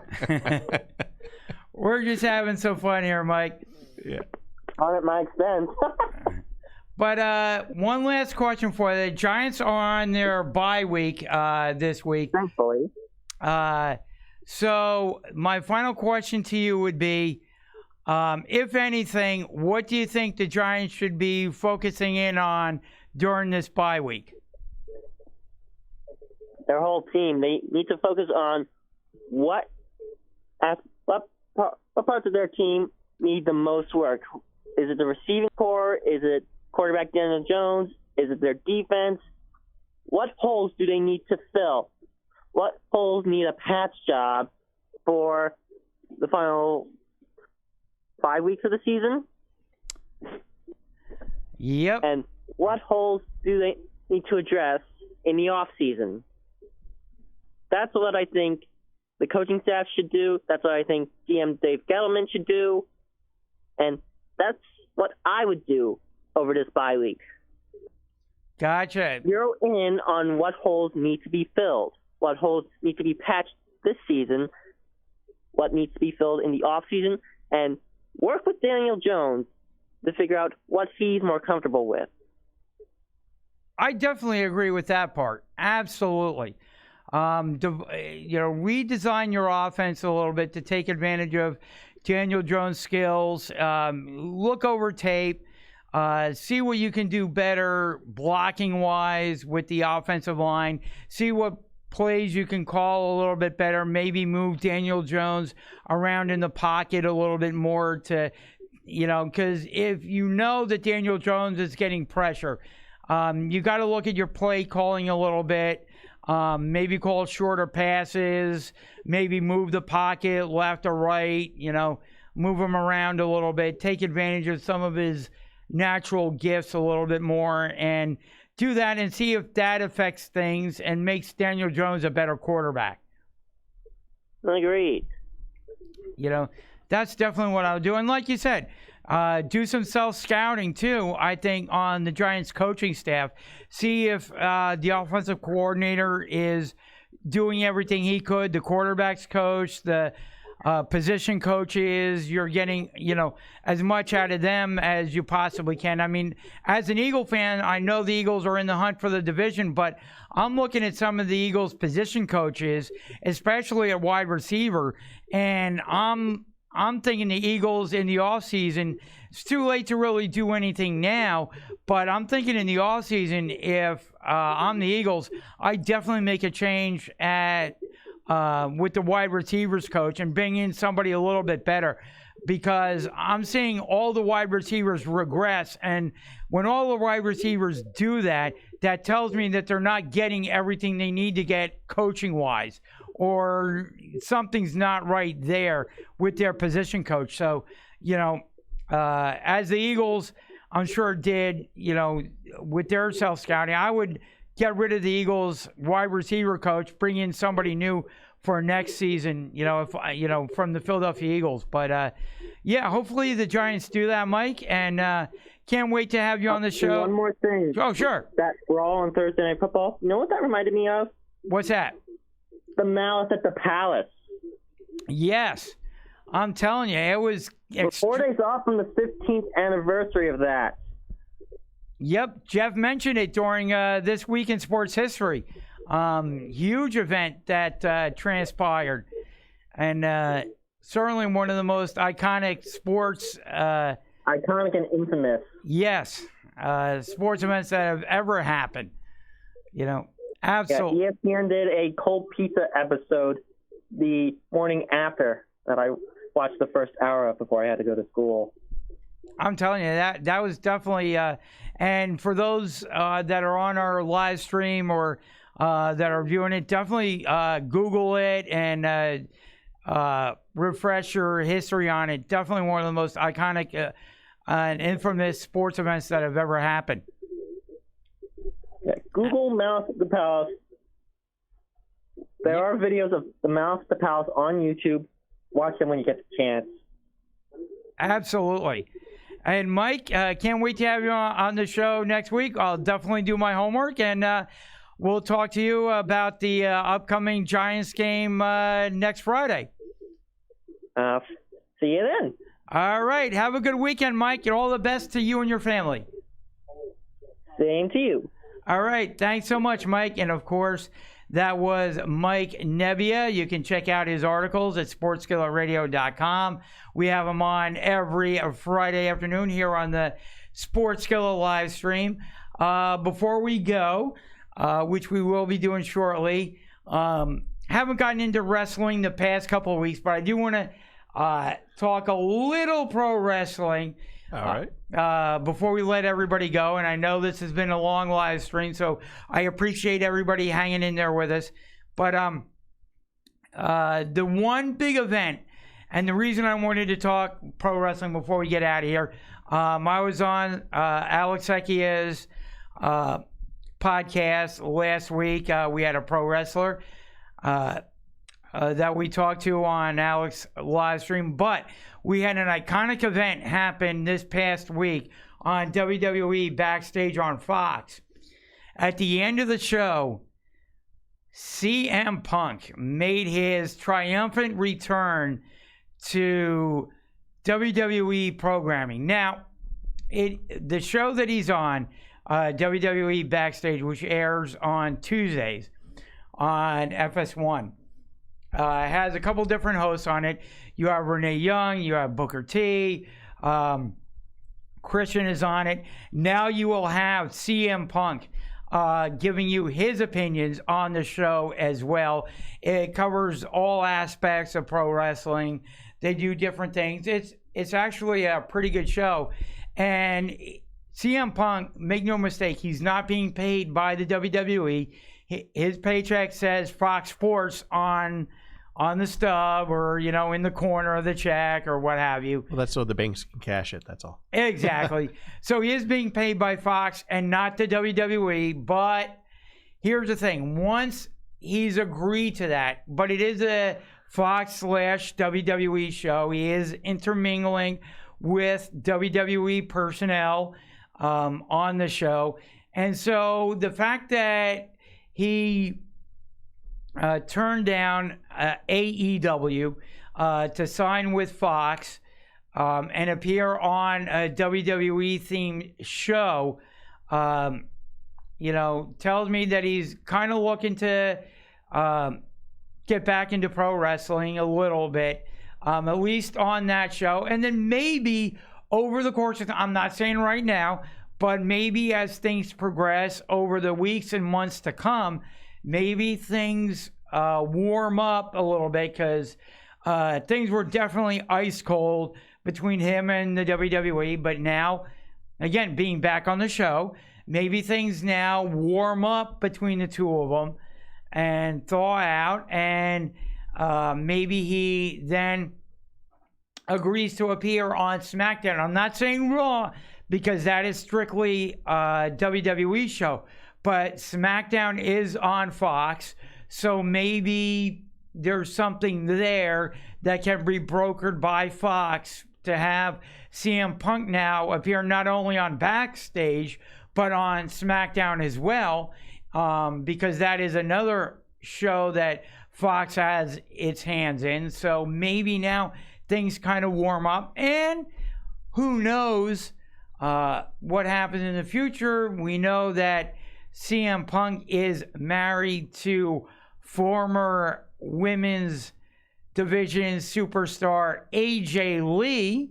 So now that CM Punk is back, maybe she might come back too. She may warm up and come back as well, because I believe the whole AJ Lee thing was, yes, did she want to retire?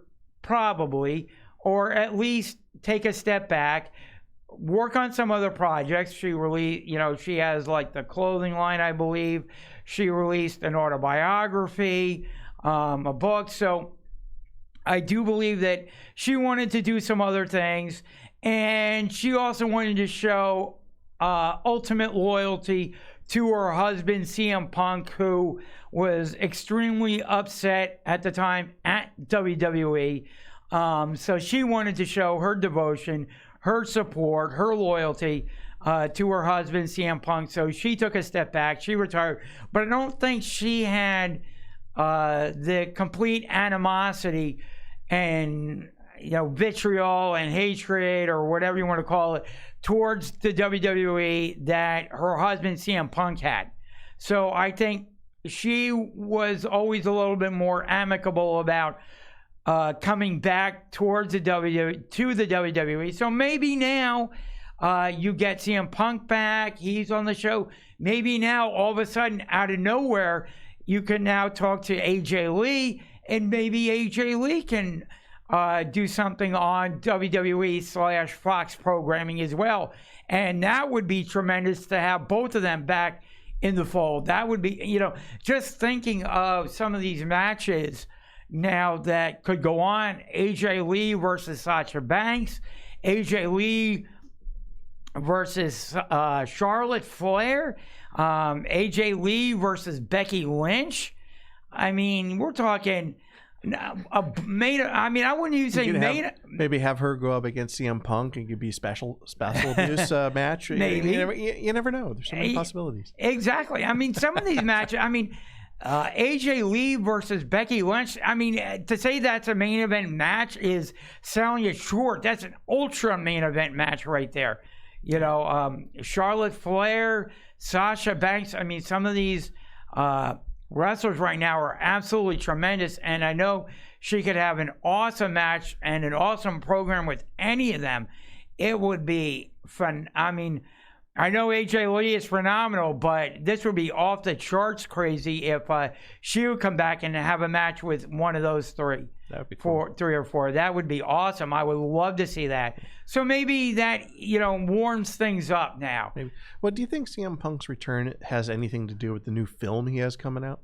That could also be the case. Promote that a little bit. I would say that may have had, because I look at the way that, Fox is just basking and, bathing in promoting WWE on their FS1 programs. You know what I mean?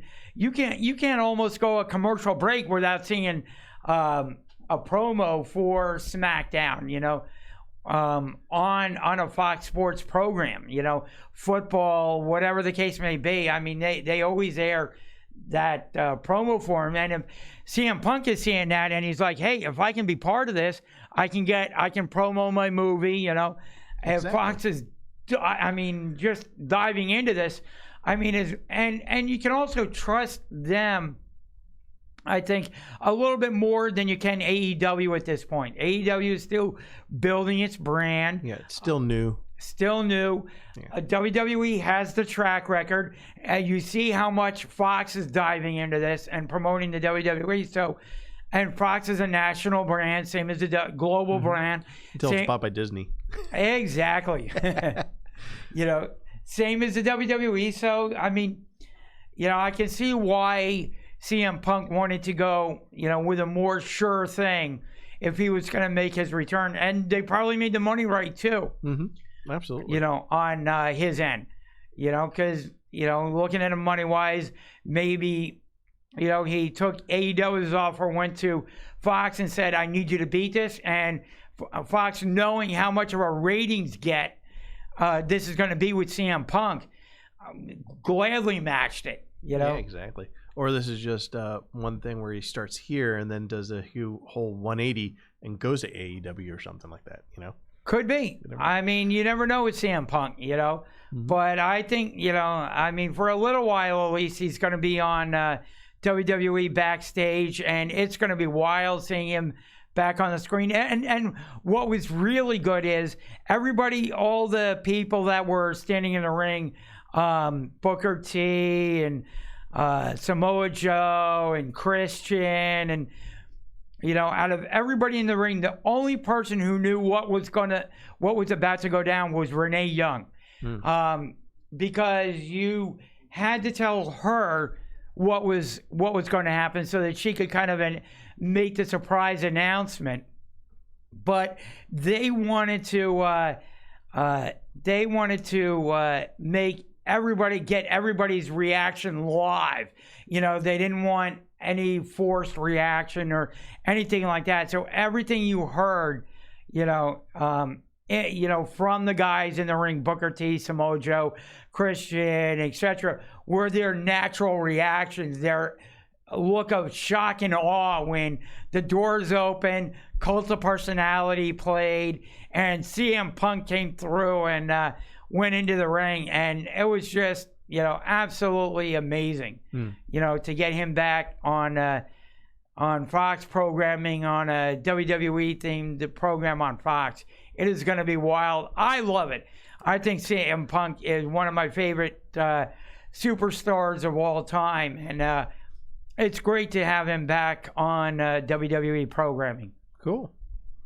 So, with that, we're going to wrap things up. Any final words, Jeff? Or? Not really. Nothing that can't wait till next week anyway. Okay, sounds good. We're going to be live at 11 a.m. on Sunday morning. You can go to sportsskilletradio.com, download the app, or go to sportsskillet.com and click on Listen Live. If you're not in our local listening audience for Fox Sports Radio 920 The Jersey, but if you are, hey, head on over to 920 and listen live on your radio, or download the app and you can listen wherever you are. And again, we encourage you to subscribe. Hit the subscribe button so you don't miss any of our content every Friday afternoon here on our YouTube channel. And then also like, follow, and share all our stuff on our social media sites, Twitter, Instagram, and Facebook. We always have some good content there as well. So we want to thanks everybody for tuning in. And on a personal note, I want to thank everybody for their cards, texts, calls, well wishes, everything on my page, my social media page, and my brother Jeff's social media page. We appreciate it so much. Can't thank everybody enough. We are extremely touched and extremely grateful. As you all know, my dad recently went into, had open heart surgery. He had what's known as an LVAD, LVAD, implanted. It helps strengthen the left ventricle of his heart. He's going to be wearing a vest, and you can Google that. But yeah, he's going to be wearing like a vest with 2 batteries attached to it for the rest of his life. But the good news is that with everybody's thoughts and cards and emails and texts and everything like that, posts on our pages and everything, they've really done the job, really inspired Dad. He has a no-quit attitude. He's determined in everything. And the good news is that after just a couple of weeks of being in the ICU and cardiac care unit, he was moved yesterday to the full rehab unit of Abington Jefferson Hospital in Abington, PA. And he was moved to the strictly rehab. All the, tubes and lines and everything that he had during his surgery are now out. The only thing he's connected to is his LVAN. That is it. He has progressed that far in just a couple of weeks. He's doing great. Now they get him out 3 times a day. He has 3 hours of rehab, occupational rehab, physical rehab, and like rehab for his throat, his lungs, talking, that type of thing. So 3 hours of rehab a day. So it's all on him now to get through these few weeks of rehab, and then he comes home. Awesome. So that's the official update on my dad. So he's doing great. He thanks you. We all thank you, and we're all blessed for having you all in our lives. And thank you all so very much. And just wanted to close with that and thank everybody. We are extremely blessed and extremely grateful, and can't thank everyone enough for that. So with that, we are going to close out our show. And again, we want to encourage everybody to tune in 11 a.m. Sunday, Fox Sports Radio 920 The Jersey. If you're not in our local listening audience, head on over to sportsskilletradio.com. Download the app so you can listen wherever you are. like, follow, subscribe so you don't miss any of our social media content. And with that, we will see you next Friday next Friday afternoon and Sunday morning at 11 a.m. on Fox Sports Radio 920 The Jersey. Have a great weekend, everybody, and God bless. And we will be back next Friday afternoon here on YouTube. Bye-bye. Bye-bye, everybody. And here we go, hopefully. Press play. I am. Now say this out loud as you're driving around in your car. Join Sports Skillet. Just what it feels like. So how do you like it? So what is it? I'm curious. You like it like this? My God, do we love football. Or like this? I love the sport of baseball. And what about this? You can have a sports show without all the vicious talk. Simple human decency. Whatever it is that you like. Yeah, I like chaos. We've got it covered. Right? It's sports the way you like it. My friends, you may not know this. It's got everything you want. Here we go. Local and national sports talk that's fresh, in season, and FDA approved. If it's hot, you'll find it cooking with Jeff, Jay, and Kelly. They don't just stir the pot, they add more flavor than the other guys. Get ready to dig in and taste some Sports Skillet. Tastes good.